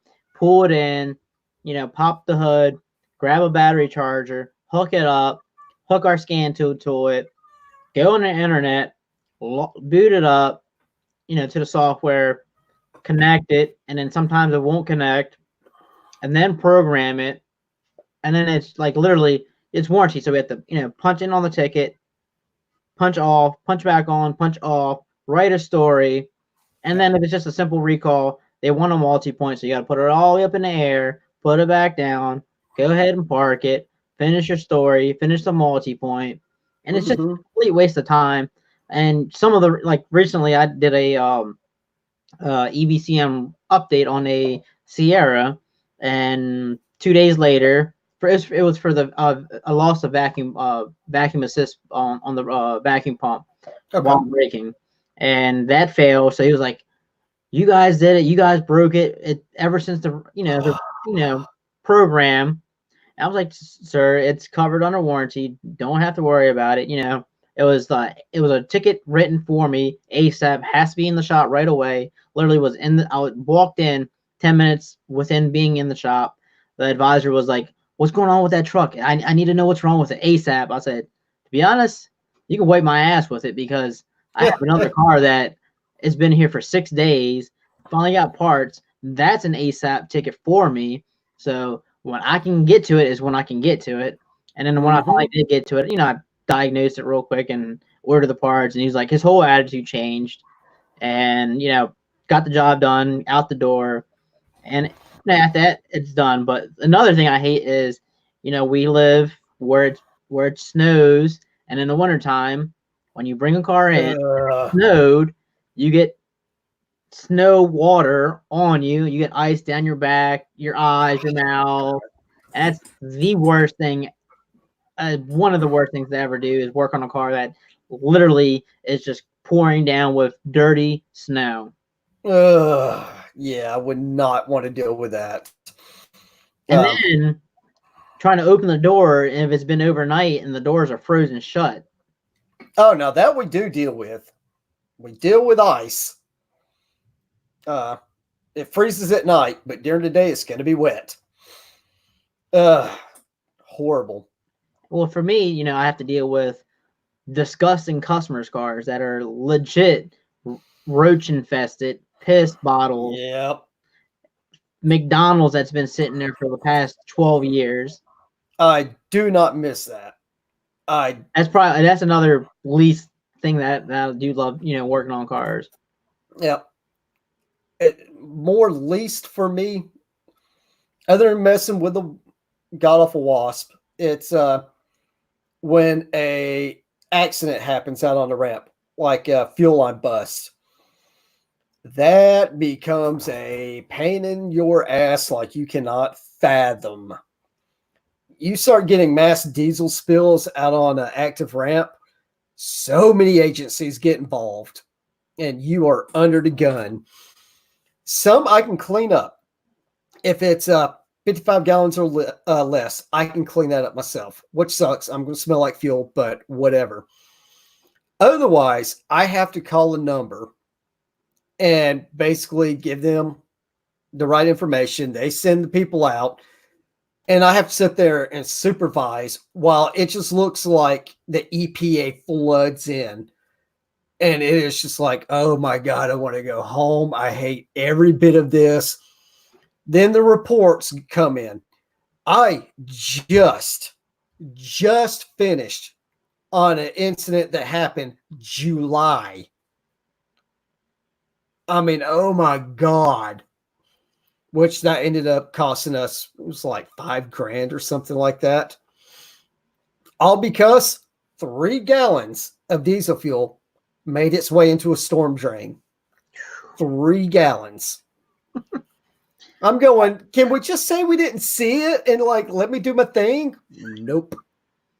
All right. What's up, Tools and Trash? Walter, he says he hates getting inside a customer's car who's a heavy smoker and stinks that bad. Yes. That's disgusting where they have legit ashes all throughout the entire car. The steering wheel. You have cigarette burns in the seat. Cigarette like in the car.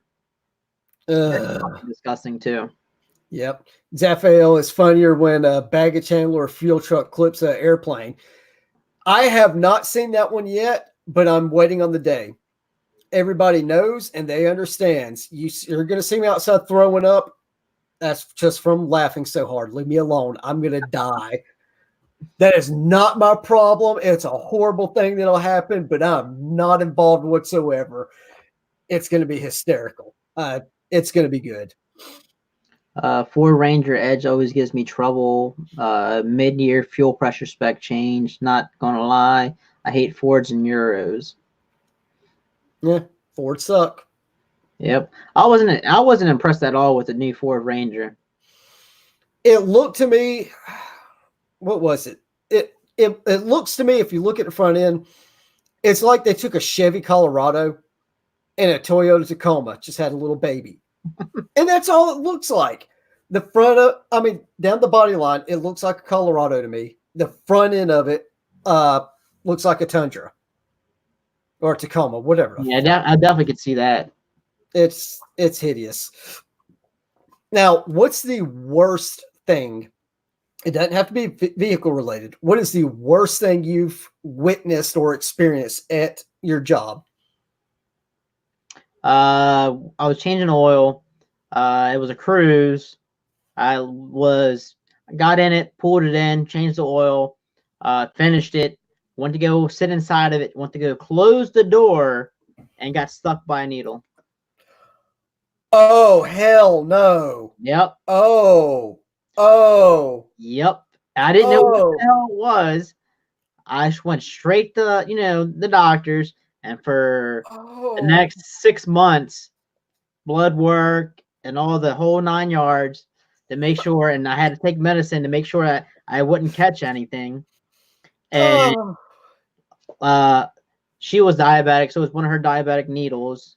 And thankfully, I did not get anything because that was fucking disgusting. Oh my God, dude, what the hell's wrong with people? Cap your shit, man. We've had a car come in for a recall, and you legit saw roaches crawling all over the car. God, what? If you want to see the lowest of humanity, work at a dealership. There's some. You know what's coming. What are you doing? You'll see roaches, rodents. Every once in a while, you'll see an animal stuck inside a serpentine belt. Yep. Seen those. When I was at the dealership, we were on the coastline, so field mice were a thing. Every time it started to get cold, it inevitably wind up somebody's engine compartment, chew through the wiring. Yeah, for me, that's a moneymaker when it's chewing up the wires. But roaches and critters like that, nah. Yeah. Was she willing to share her medical records? What the doctor had told me, he said he wished I would have grabbed the needle and they would have tested the needle and it would have cut down the time frame of me getting blood work every week. Yeah. And see, I hate needles. And I'm just like, oh my God. Yeah, when vehicles come in, they said they need their their tires rotated or whatever. I won't look through a car for a wheel lock. I'll pop certain things. I'll look in the cup holder. If it's not there, I'll tell the advisor. I said, you can come out here, you can dig through it, but I'm not digging through it. Nope. Oh my God. I always love those customers that you bring a vehicle in. I used to have one of them. Super cool. He wouldn't not only put it in the cup holder, he would take his lock and set it up in the recess of the instrument cluster. So it's literally right in your face. I'm going, this guy is good. I like you. Yeah, the worst I had was seeing a tornado come through at work. That was early this year. That sucked. Literally walk outside and see a wall headed towards you. Tore some shit. How many I guess accidents has like technicians been in, like crashing a vehicle for you? None. No, that's termination. Pretty sure that's like termination. No, yeah, you're done at that point. And where I'm at, if you crash into something, that's so much bad happens. Yeah, that ain't happening. You're not crashing stuff. I have seen other people wreck stuff, and a lot of stuff you'll come to, they'll try to hide it. The rampies, what we call people working on the ramp, but they'll wreck something and walk away. And you got to think, so a lot of this stuff, all right, a tug, they look small. And y'all all know what I'm talking about when I say a tug, the little thing that pulls around your baggage cart, stuff like that at airports. People go, oh, that's just a tiny little vehicle. The entire body is the frame. That is 1/2-inch thick, solid steel. Those weigh more than most Toyotas. Okay. That is a big, heavy SOB. I have seen people bend them, like cave parts in.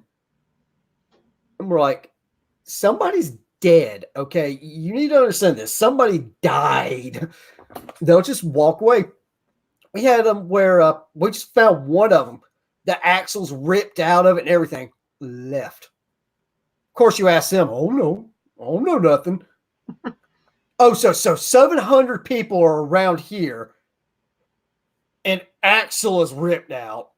And nobody knows what happened. Pull it up on camera and you see the lady drives it off a loading dock.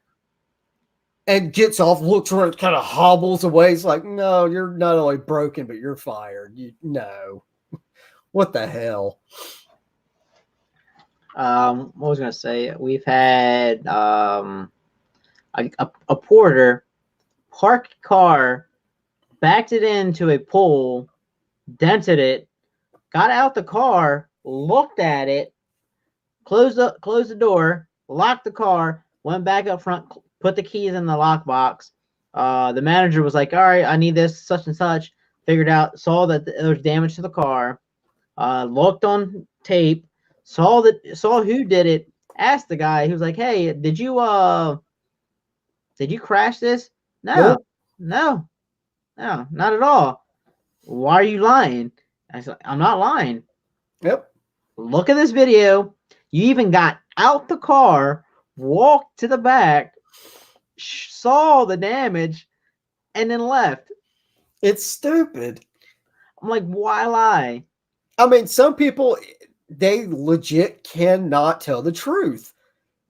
It blows me away. I had a buddy who worked with me, but then doesn't work with me now, but was working at a different dealer, went on a test drive in the rain in a Corvette and wrecked it. Ooh, that really sucks. We've had one technician, a quick lube guy, way back before I started. It's a Z06, so it had the 2 drain plugs, drained out 2 quarts, poured in 8 quarts, and started the car. Nothing but fucking smoke came out. They had to take all the spark plugs out, drain the oil, manually turn the engine over a couple times, put new spark plugs in there, put new oil in there, and it took a long time for the smoke to clear out. Oh yeah, you can do some serious damage with that. Seen intake manifolds have to be taken off because of that, and all kinds of crap. One of the worst that I saw, just from sheer stupidity, was when we started getting vans with the DEF system. Lady come down, got us, said the DEF light come on, and she filled it up, and it wasn't doing right. The light's still on. Okay, well, let me go take a quick look at it. This chick had literally put the nozzle into the oil fill and filled her engine to the point DEF was running out the top. That was literally a brand new vehicle. That motor was gone. It killed it. And while it says on everything and all your training says, oh, DEF isn't corrosive at all. Bullshit. Put brass in it. Seriously, if you get DEF at work for funsies, take like a rod bearing or something, and drop it in some DEF. Wait a couple hours and come back to it. It will have almost eaten it in half. Yeah, they do some wicked stuff. DEF and brass are not friends. Well, we've had there's so many different. Oh wow! Trying to put a comment and saying that spam in my own fucking video. Stupid. Trying to look through some of my many photos of dumb crap I've seen at work, see what I can show on camera. I mean, some of the stuff, it amazes me. You're going, how are you even doing this? Peekaboo said he just about ran over a customer yesterday, was backing out the shop, heard some banging in the back of the vehicle. A customer walked out in front of the shop door and I didn't see them. Oh, Jesus. There was one of the new guys had started 3 days in. He was just done on an alignment. For some reason was backing the car out and he had the door open and it hit one of the lift arms and crushed the quarter panel and the door forward. And that was his 3rd day in. We had a guy come in with a Silverado, came in with a no start, found that he had sugar in his tank, dropped it, cleaned it out, went about his day, put it back together, drove it. About a month later, came back again, a no start, sugar again. He did it 3 freaking times. What? He stuck his PP in the wrong hole. Daggum. 3 times. Yeah, don't put your thing in crazy because that'll get you in trouble. You wouldn't think it happens a lot, but it does happen a lot more often. I've had a couple where there was sugar in the tank. There's one girl, I think it was a guy, and it was a girl that legit just whacked his entire car with a baseball bat, smashed his window, poured sugar in the tank. Oh my God. Trying to break his shit. What is wrong with people?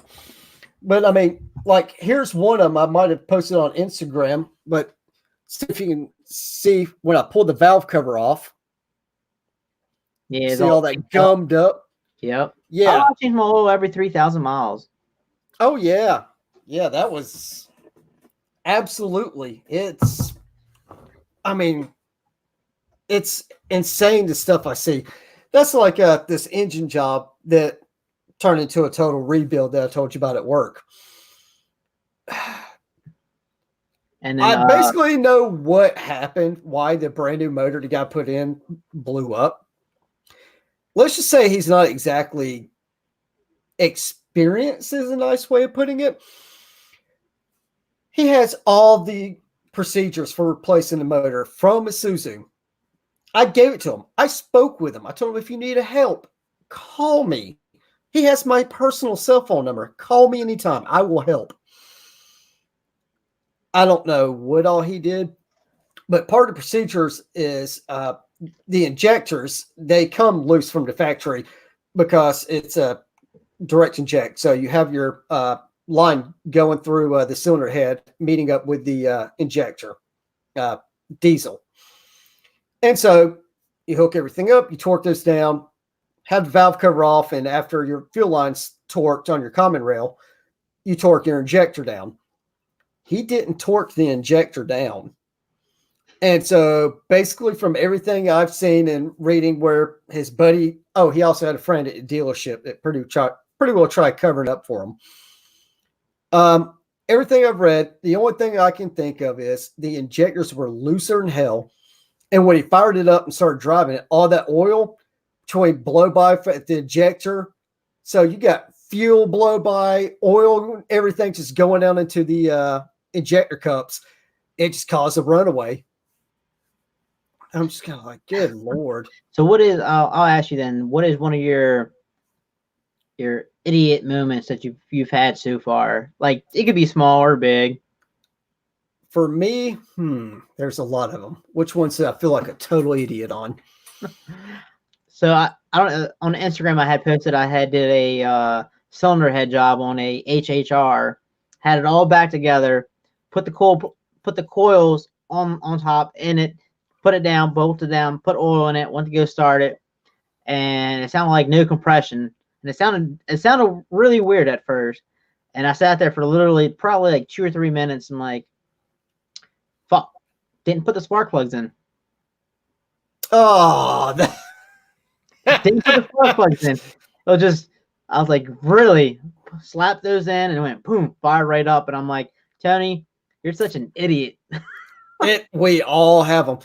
There's always the million little idiot moments. I'm trying to think of a big one.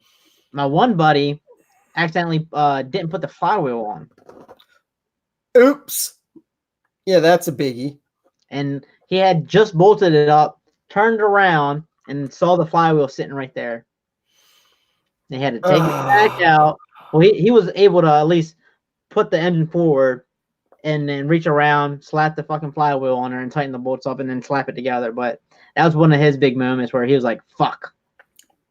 I can't talk crap about him. I did kind of. Hey, I remember to bolt up that flex plate. Everything was good with a flex plate, but torque converters are kind of needed when you bolt a tranny back in. Yep.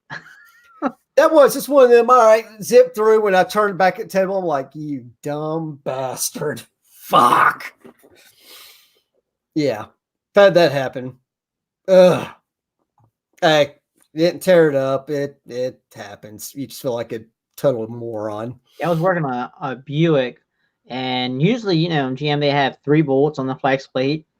This one had about 5, and I was after 3. I thought I was done. So I start trying to pry to separate it.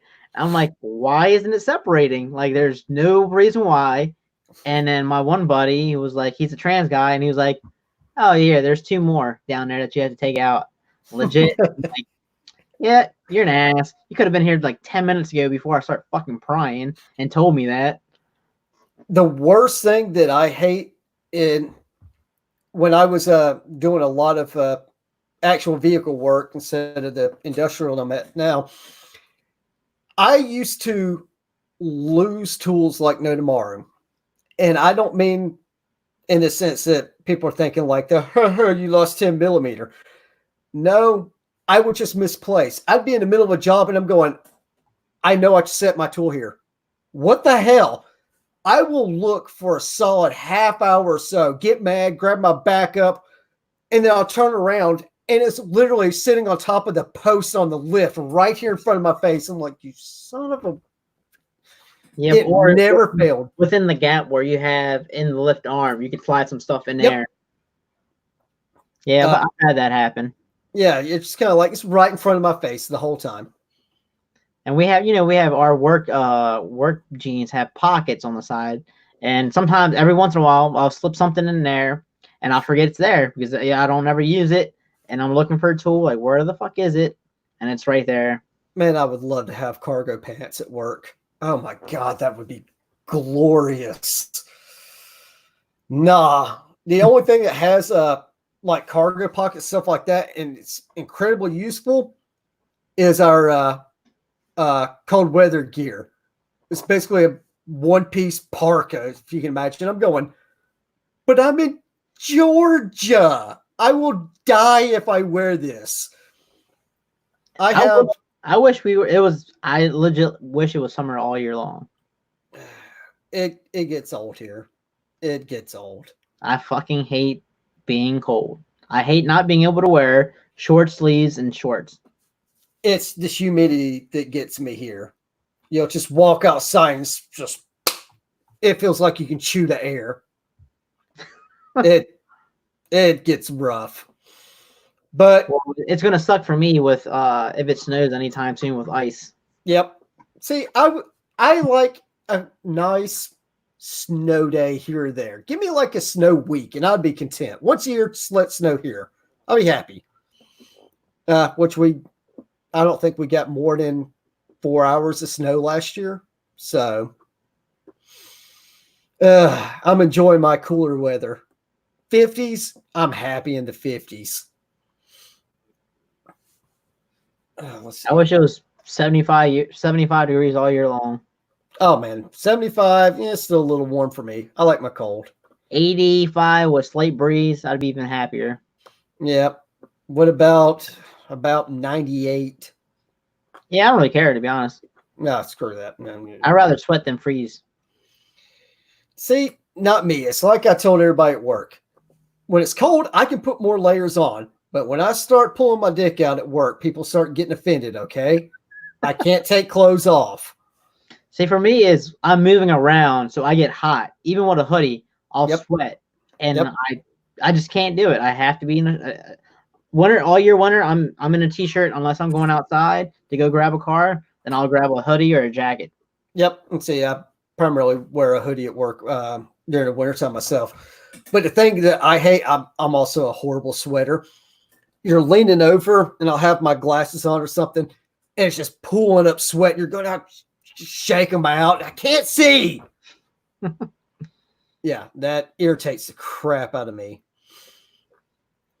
70, no breeze. You're crazy. Yep, rather sweat than shiver. Nope. I'm not going to be shivering. I wear layers. I can afford more clothes. So, does your company do anything big for Christmas for you guys, or like holiday luncheon? No.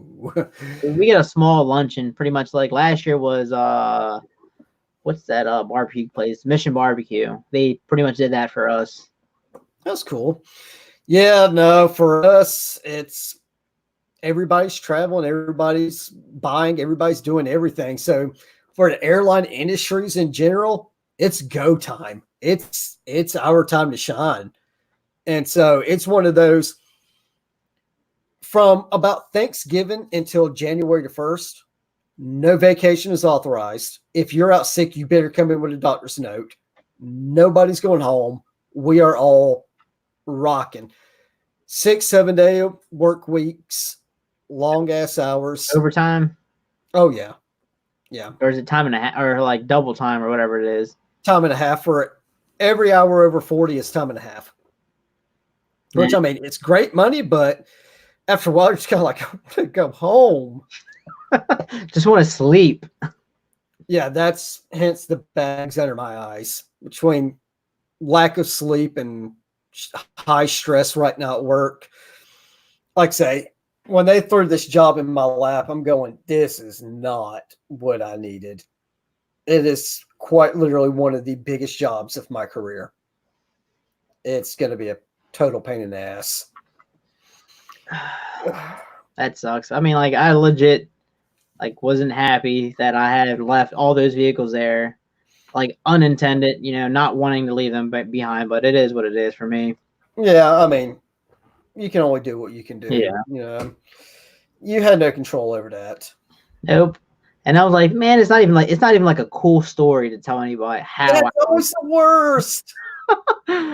Just like legit walked and just landed on my foot wrong.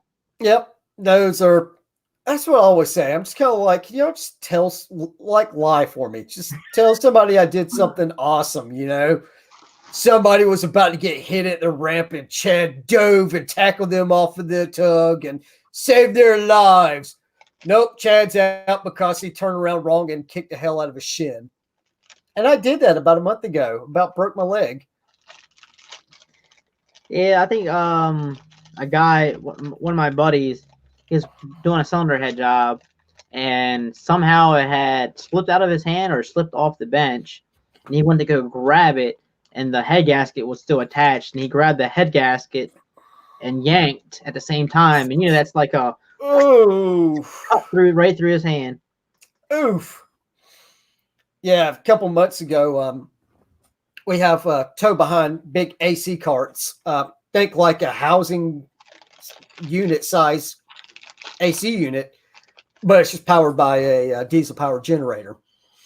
And we have one with really long hose on it, and it's made to feed into the belly of an aircraft if aircraft maintenance down there working on something for extensive periods of time. That's going to get hot, keep them from getting heat stroke.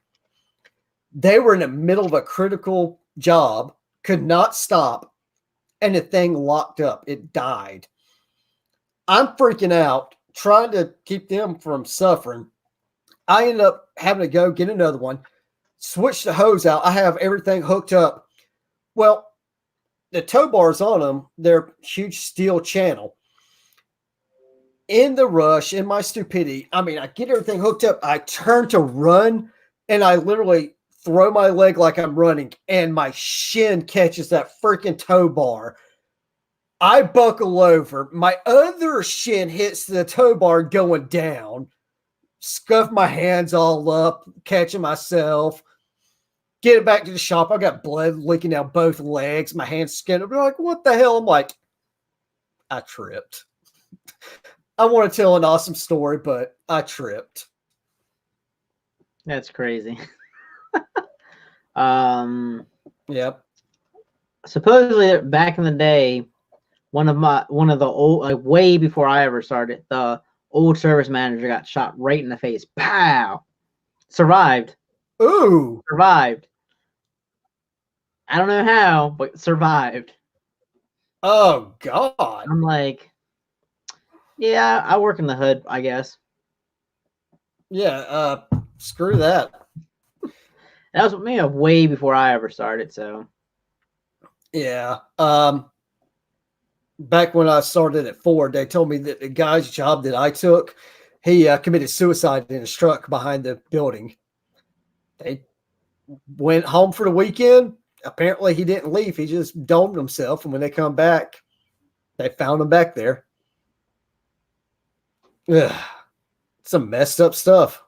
I've been accused of stealing shoes one time. 3 pairs of shoes. I wear a size, 9, and the guy that said I stole the shoes was a size 13. I'm like, not worth my money. First of all, I don't need it. Don't want your money. Don't need to steal. And why wear a size 4 sizes bigger than my own foot? I was gonna say, you going to clown college next, or what's up? And we found some weed in vehicles, cars. I always wondered, like, if I took the weed out and threw it away, would the customer come back and say, "Hey, someone stole my weed"? Yep. I'm like, well, what if I call the cops on you right now? What would you say about that now? Yeah. No. Whenever we used to have company meetings, we used to have to go down to the main building, and it's where the call center is and all that. And I knew several of the ladies that worked at the call center. By the way, y'all, if you ever have a problem and you call an 800 number to complain or work it out, don't go and start yelling at these poor ladies. They're trying to help you. They don't know shit about your package. They don't know you. They don't know anything. They're innocent. Don't yell at them, okay? But I would hear people just bombarding them, cussing them out. But the funny ones that I always loved was people would call them up, cuss them out. You better get me my fucking package. Well, their package, we know, was confiscated by DEA or some agency for drugs. And so we're going, you can pick up your box at the local Atlanta PD. They would love for you to come get your package. And they'd just be going ballistic. And you'd even hear them, that's my dope. Rock on, dude. Some people are ballsy, man. They legit don't care. Yeah, I'm just kind of like, whatever, dude. They're definitely my shoe shrine. Oh my god. Oh, that's fantastic. Yeah, I used to find some objective stuff. Stealing so much stuff, and it's like, first Yeah, of all, we don't need your money. We don't want your money. We don't got time to steal your stuff anyway. Yeah, I mean, I've seen dope and guns and money and all kinds of stuff. A lot of stuff. There was a lot of times I knew there had to be a hidden camera in the car. I'm like, this is so absurd. It has to be a sting of some kind. Leave a bank envelope in the center dash with like a few $100 bills sticking out. You're like, not today. No. Not today, Satan.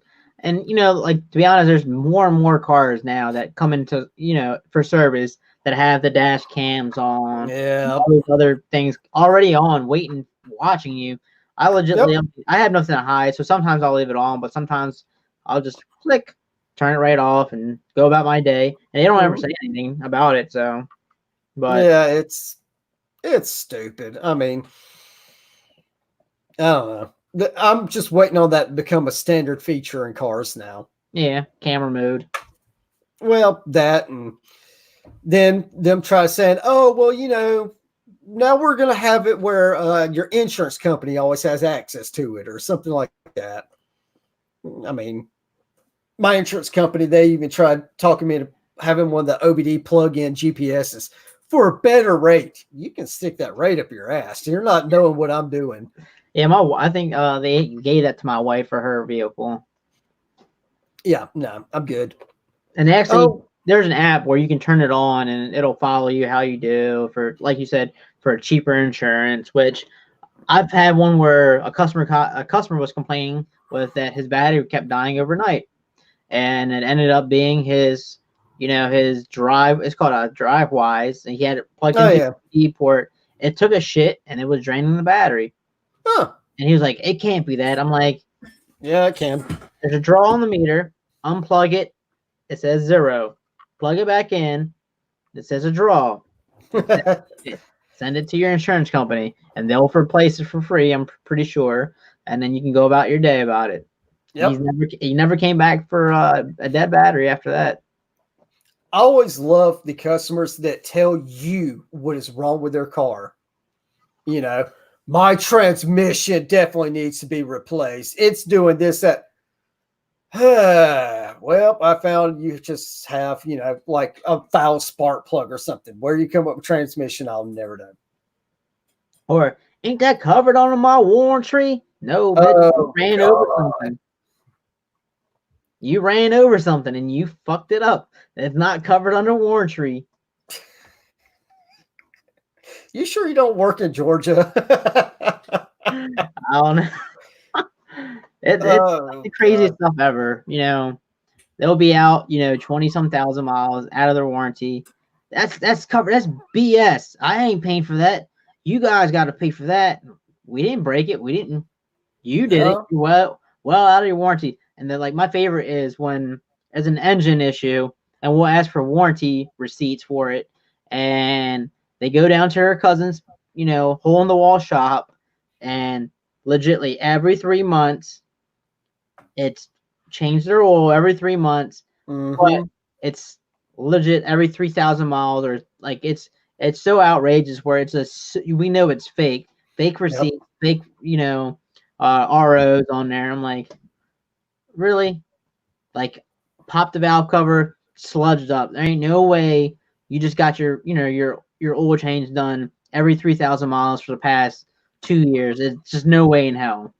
Yeah, that's God, I don't miss working with customers. Every time I feel like I might consider getting back into it, I speak with someone like you, and it just reels me right back in. Nope. Nope, damn that. And the fucked up part is, like, the customers that really do deserve, like, customer assistance from, GM, they'll get $0 for, like, they'll Goodwill is $0, and they won't assist the customer where they really do need it. And they've been coming here for a while, getting their service done. They want to assist the customer that's never been here. Will give a whole free fucking whatever it is. I'm like, that's entire bullshit. Yep. Never spent the dime here, but they were going to get it for free. Oh God, we had one general manager who said, whatever the issue is, if it gets to me, it's for free. I'm like, how are you going to have a motto like that? And no wonder why you didn't last that long, because you gave everything else for free. I was going to say, tell me where it is. I'll drive up there. He gave away a transmission on like a 90-some freaking Cavalier. What? Yeah. How? I mean, oh God. GM All Life Systems. GM All Life System is not so good. They suck. And then Walter said had that with a 2003 Buick, came in for a grinding noise in the rear. customer's cousin replaced the brake pads installing them incorrectly. He said it was a bad wheel bearing. Speaking of, I'll pull up a picture of this. Yeah, when I was at another location, just one of the drivers wrote up his truck saying that ever since having the brake job done, it hadn't felt right. It has real spongy brakes and it's not good at all. When I got into it, it's one of those you're going, I bet, you know. Let's see if you can see it. There's the brake line going to the caliper. I'm just kind of like, how? Dude. Like, how do you not pay attention on how you just did it? But like for me, what's the worst is a customer with less than 1,000 miles that comes in and starts complaining about the entire vehicle. We had a customer come in, said that their car drove rough or whatever it was. We were like, okay, well, we drove it, didn't feel anything. We got them to drive with one of our, I guess brand specialists, you can call them. Drove with him. He said there's nothing wrong. They were like, all right, well, let's drive another vehicle the exact same year, exact same model, everything like that. She was like, oh, this drives so much better. No, she got that first bill in the mail and said, oh, shit, I can't afford this. Yep. So I need to get them to buy this car back because I can't pay for the payments. Yeah, I've seen that quite often. And I've actually even seen that with new techs getting on tool trucks. Snap-on, again, they were always the worst. New lube tech come in. Hey, buddy, let me walk you out to my truck. Show you what I got. Next thing you know, they're wheeling off a brand new Master Series box. They have like 4 tools. You're going, dude, really? Really?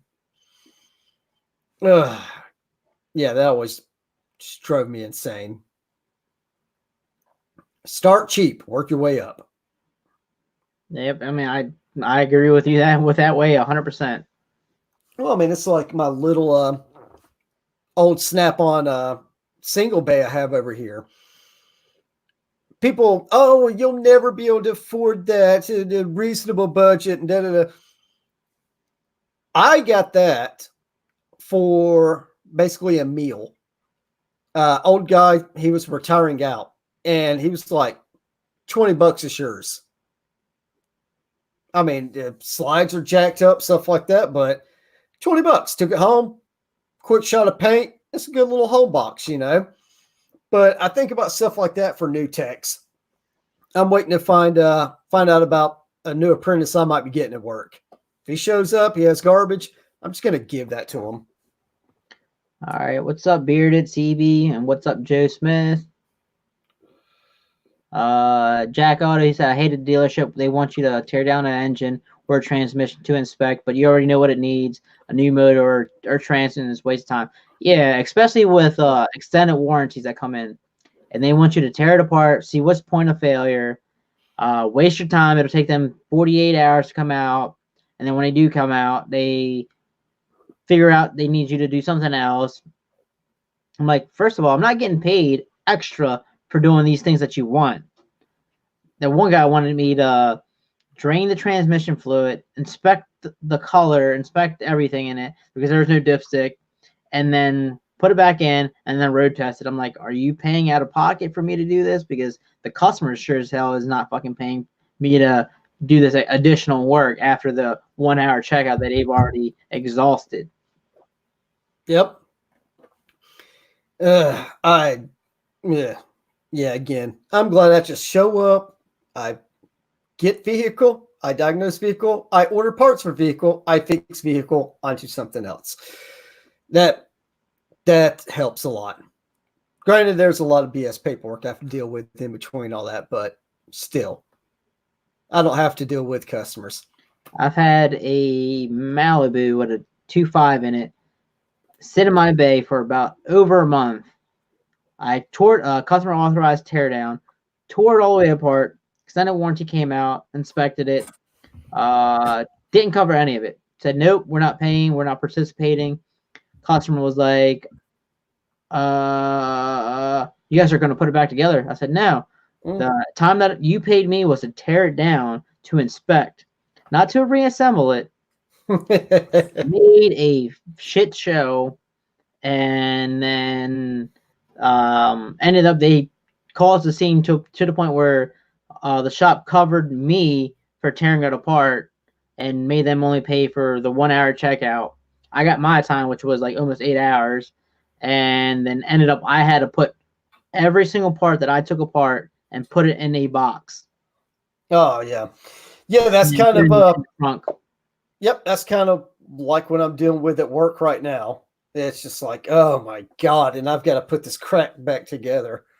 But I'm not gonna lie, my favorite extended warranty right now is what's it called? It's called Max Care, and it's by CarMax. They legit almost cover every single thing and every single time. That's cool. And they pay legit through whatever is like through all data and all that. And sometimes they even give you some extra time. I'm like, hell yeah, I wish I had this every single day. It's better than GM warranty. Yeah. Warranty jobs, they definitely suck. Like when the whole clock spring thing hit. I don't know if you were affected by that, but yeah, we had a whole fleet of them. With the kind of stuff. Yeah. Not too many. The sparks were an issue, but and the Pontiac, pretty much the Toyota, whatever it is. I can't remember what it is, but a couple of those. But I'd never actually had to do the recall. Some other guy loved doing them, so he got every single one. Which I'm like, weirdo. There you go. They're all yours. Have fun with that. On my box, I'm gonna give it straight to you. Yep. Yeah, the Pontiac Vibe. There you go. They had the recalls on the airbags on those.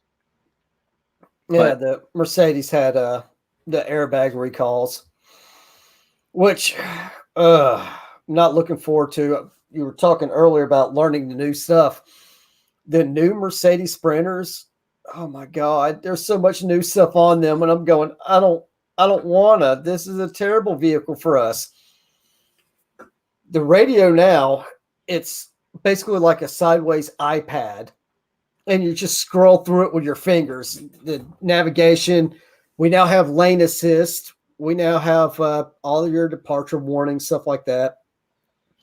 On top of that, there is not an oil dipstick to check your oil.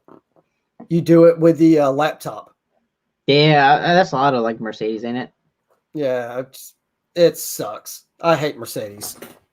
See, I mean, I don't know if you saw my last post, one of my last posts on Instagram, where it was a 2019 G-Van, and legit, I pulled the dipstick out, and it legit came up to where my nose was. Yep.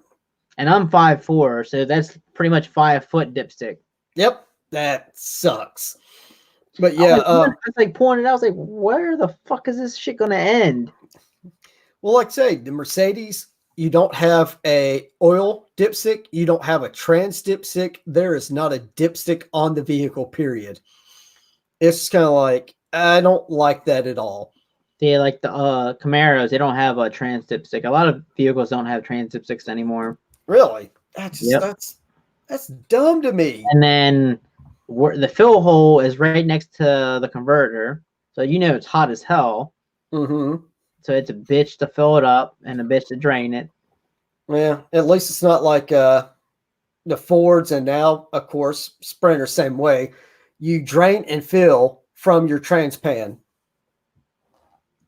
Yeah, it's you have a tool that threads up into it.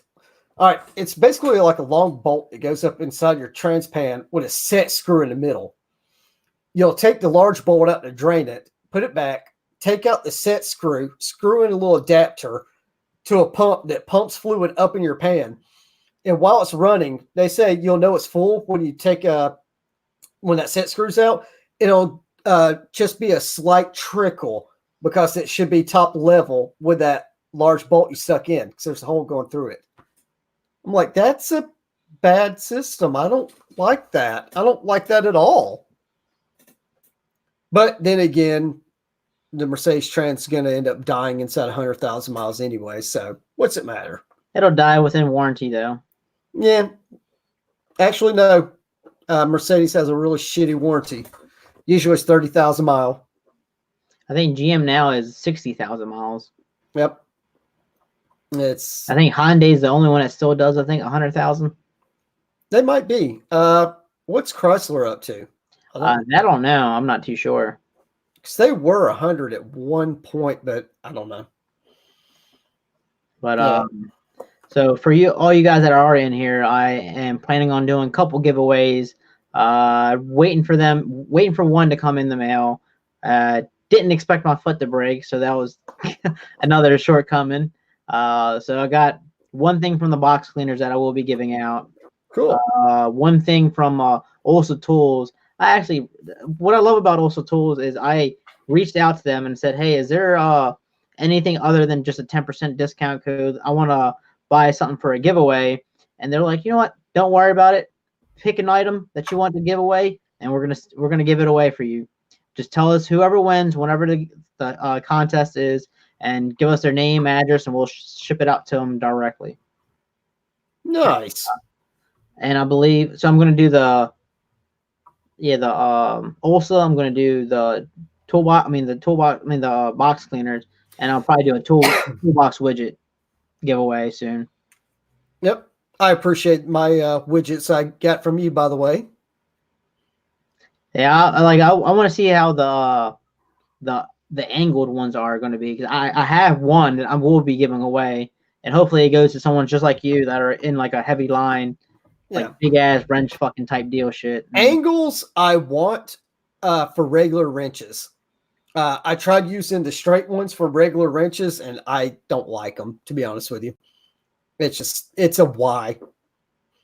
Well, I mean, they take up the same space as my regular wrench holder, but my regular wrench holder, they're leaned back so I can see the numbers. Where this one, they're going, oh, but we got little clip inserts. Well, that's a solution to a problem nobody asked for. And I had mentioned in my video that I didn't really like the fact that they skip sizes on their inserts. Why, okay. So why come out with the inserts, but not for every size?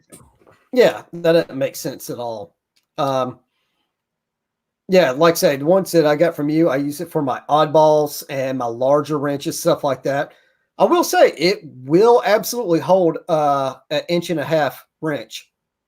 So how's that going for it? And then like the other thing I always said is they should come out with like a shorter version as well for like the smaller wrenches, like the 5mm, 6mm wrenches. But it is what it is. Hopefully they come out their next phase and they'll come out with a design for that side, because they have they took advice from the previous gen and made it a little bit better. And there's a brand new company that's a veteran who started up the company, and they're a small company, so they have stuff to improve on. And like you said, that I like dealing with companies that are willing to improve on their product and take feedback. Like Also Tools had an extractor set. Matco actually sells it. I think the exact same set, and I think Coon Trucking just uploaded the video. Is pretty much like it's a circle, and you put it on the bolt, you put a wrench on it, and you extract it. Where they had issues where people were putting sockets on them and were breaking it, and they pulled it off their line because they got so much feedback saying that it was not well designed.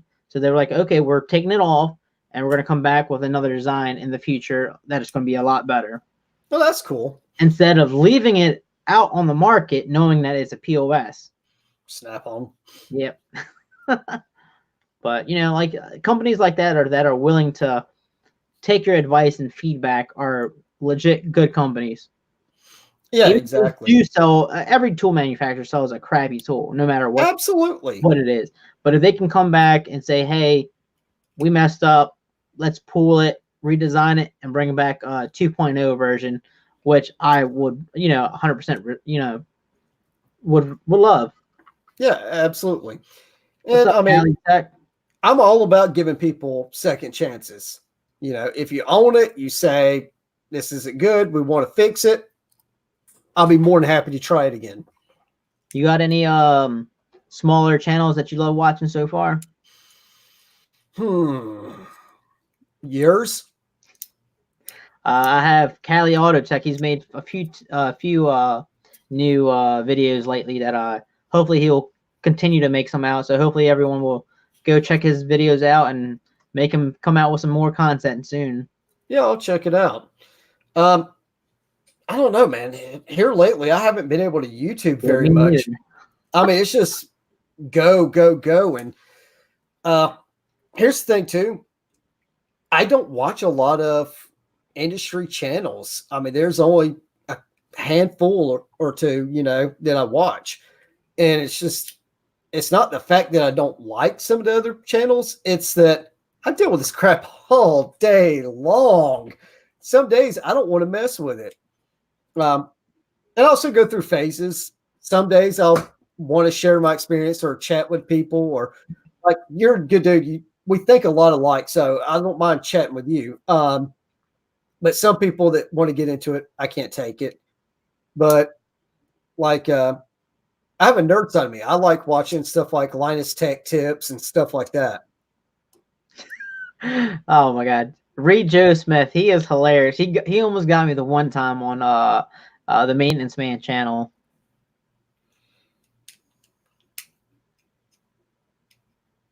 He's a funny guy.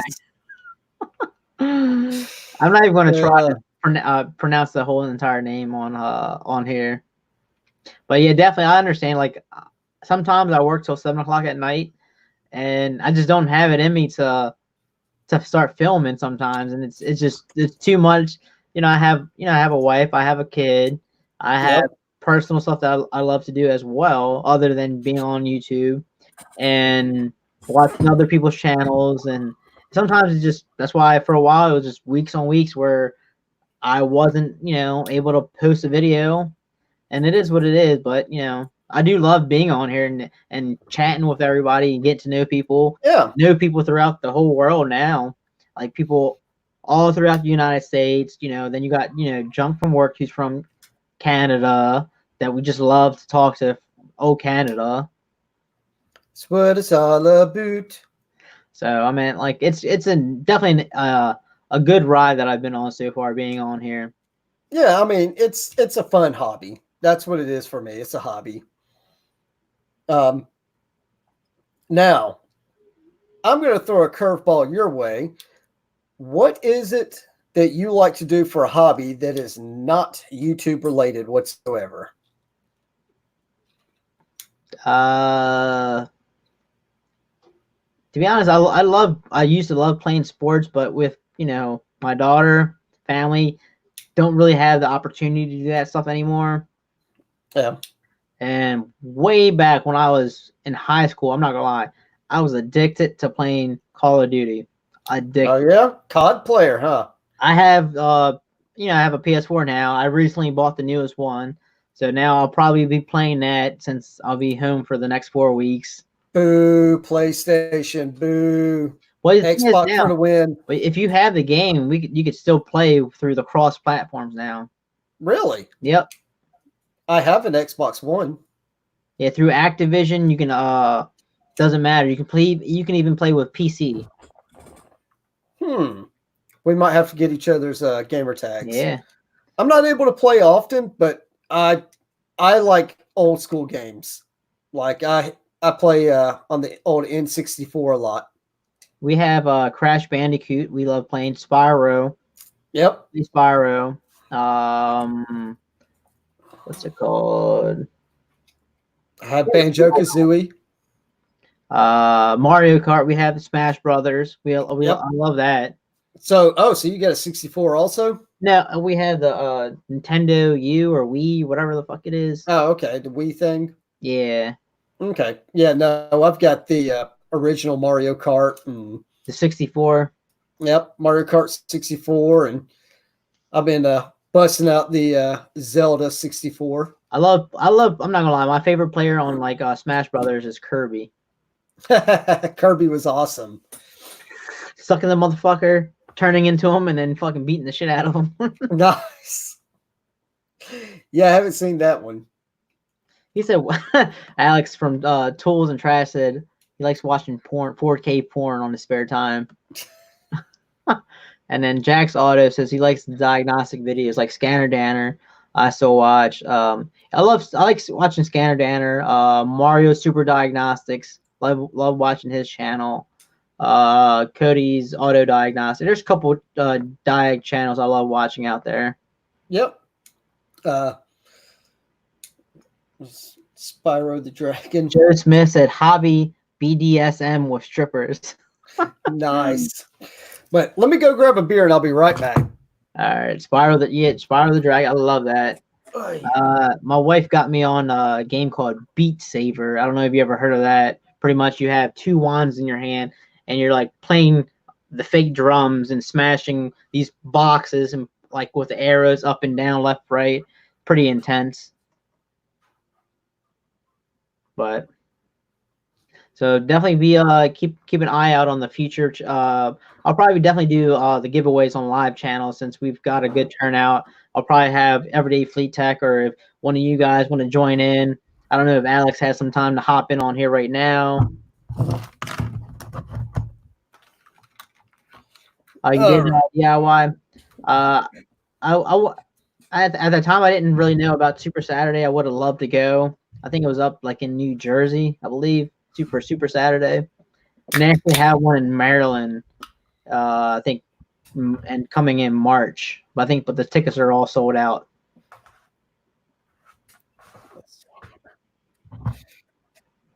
There you go. There you go.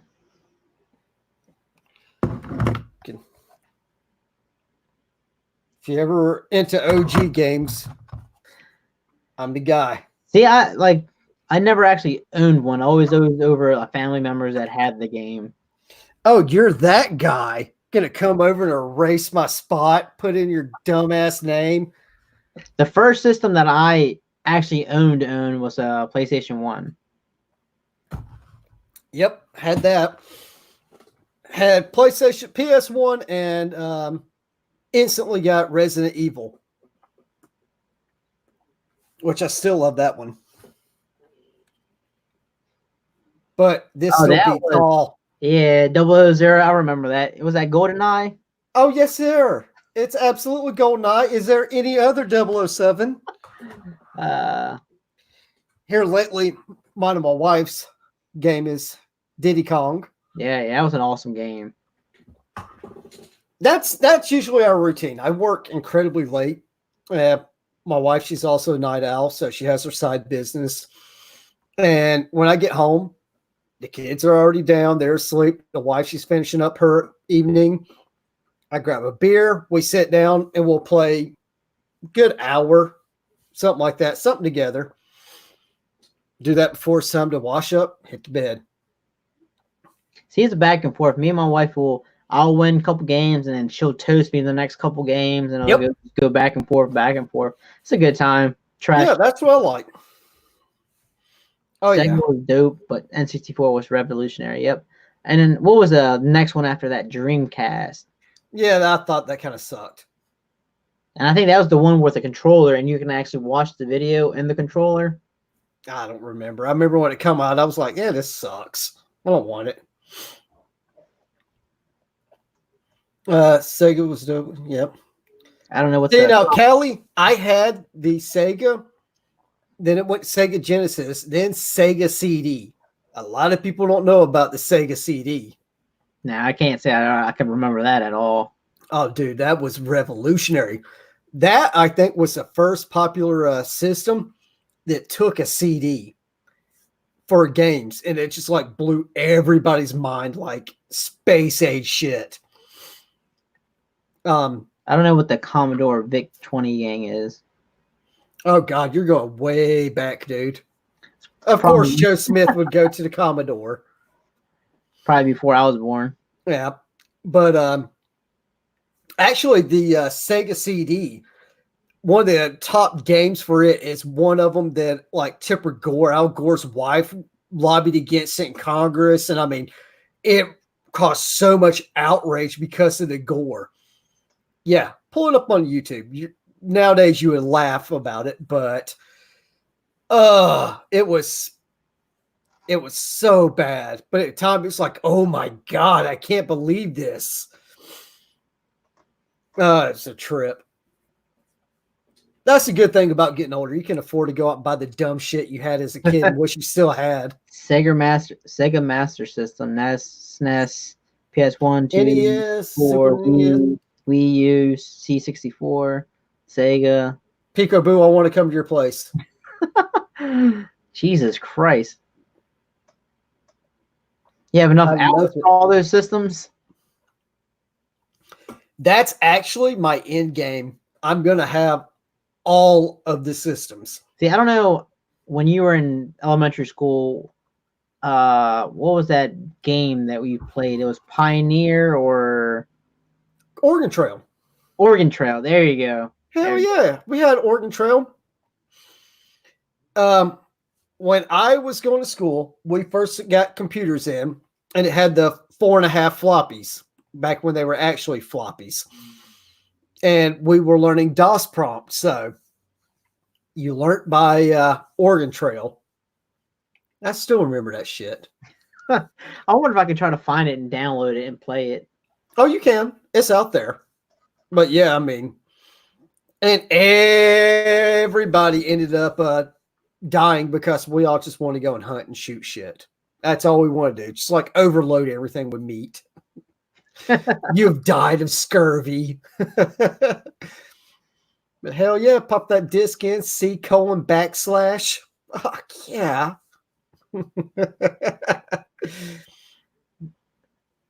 Oh, those were the better times. Well, it's getting pretty late here. I don't know how much longer you want to go on. I know you're sleep deprived.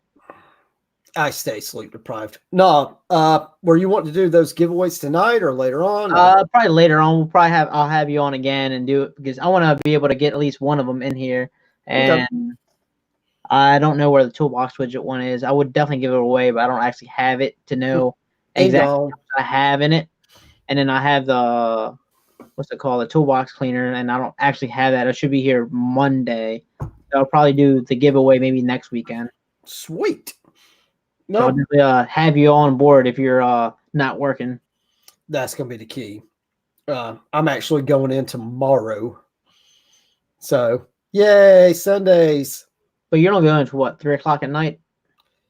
No, I go in about 2 o'clock in the evening. So well, at least you get to sleep a little bit. Funny thing is, I don't know if you deal with this, but I suffer from stress insomnia. That's like maybe, dude. I wish. And realistically, that I like being on YouTube and stuff like that for it helps calm my mind down. So I'm one of those, when I'll lay down to sleep, my brain just sparks up. It's going, all right, we're going to solve all these problems right now. And you are not going to sleep till you do. I've got a notepad by my bed.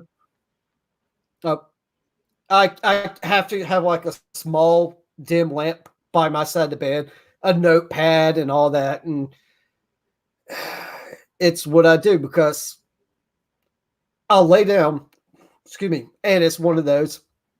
I start thinking, well, it'll be a simple day tomorrow. I just need to do a couple things. But I remember this guy needed this, and then this guy needed that. And what about this? Ah, shit.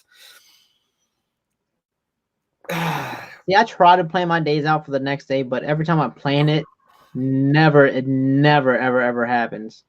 And then, like, sometimes I'll close my eyes because I'm thinking of what I got to do, and I wake right back up, and it's fucking 5:30 in the morning because I fell asleep that fast. Yep. Bad thing is, if I go to sleep and I'm woken up, I'm up. That's it.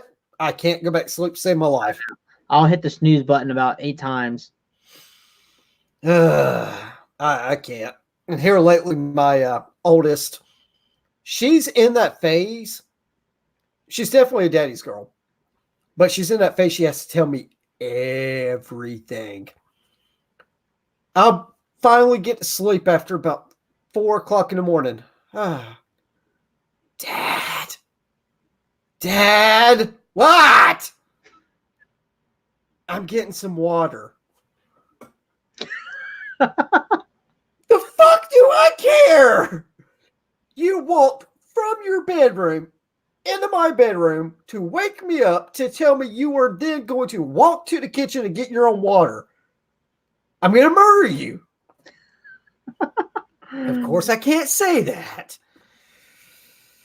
Well, I'm one of those guys where like I'll sleep, and if I'm doing an engine repair job, I'll start from the moment I pop the hood, and I'll start thinking of every single thing. If I took a bolt loose and I have placed it somewhere, I'm like, all right, now I got to take that bolt in my mind, put it back, tighten it back up, and everything else. And like I'm constantly, that's one of the things I'm like, if you're working on cars, you're constantly thinking of cars that you've worked on.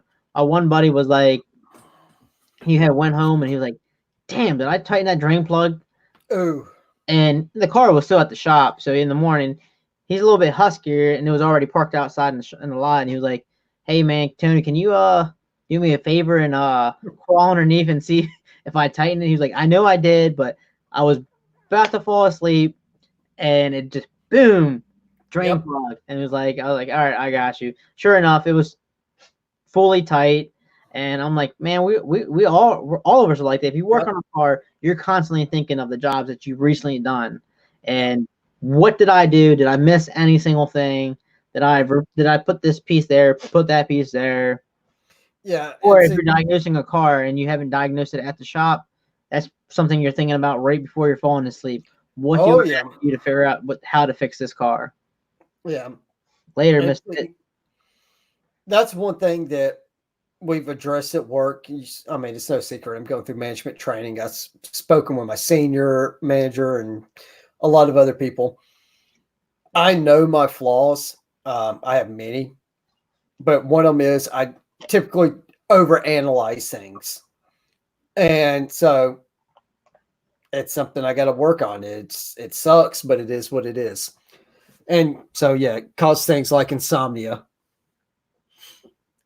Nah, I sleep like a baby. I wish. God, I wish. I lived in North Carolina. I slept through a tornado. Oh, God. You're like my wife then. Weather can be popping off around here. Good crack. I'm up. You know. Stay asleep. We had a hurricane roll through. There are trees snapping in half around the house. I have to wake her up to inform her of this. I'm going, how the hell? Yeah, my wife hated me during, like, the first year of having a child, of them waking up through the night, and she would punch me, push me. She's like, you're not waking up. She's crying. Wake up. It's your turn. I'm like, what? Who? Who's crying? I'm asleep. Who that? Who the hell? But it is getting pretty much 12:32. I'm going to go up, go to sleep, and we're going to go do your thing, brother, man. We're going to watch some Frozen. So yeah, Frozen 2. Yeah, man. Ooh, look at you. So we're going to go watch the movie. It's going to be her first movie. So good for you. How old is she? 2.5. Yeah, should make it. Yeah. Yeah. But I enjoyed being on here with everybody. Hopefully you guys will catch me on the next live. We'll start definitely doing the giveaways. Definitely couldn't do it without you guys and all the support you guys have given me. Definitely been some fun. Met some incredible people. So definitely I took my they loved it. So hopefully she loves it. And I'm not gonna lie, I love the first one, to be honest. So, but I took my oldest to go see the first one, so it's gonna be fun. So I'll definitely catch all you guys here in the future, possibly next weekend. I just gotta figure out which day, Friday night, Saturday night, probably not Sunday night, but either Friday night or Saturday night, depending if we're busy or not. But start giving out these giveaways. I'm in the gift giving season now since it's closer to the holidays, and nice. So if I can get something to you guys to help you guys out, I'll definitely most definitely do it. So appreciate all you guys for tuning in. We're gonna catch you on the next one. Later, everybody.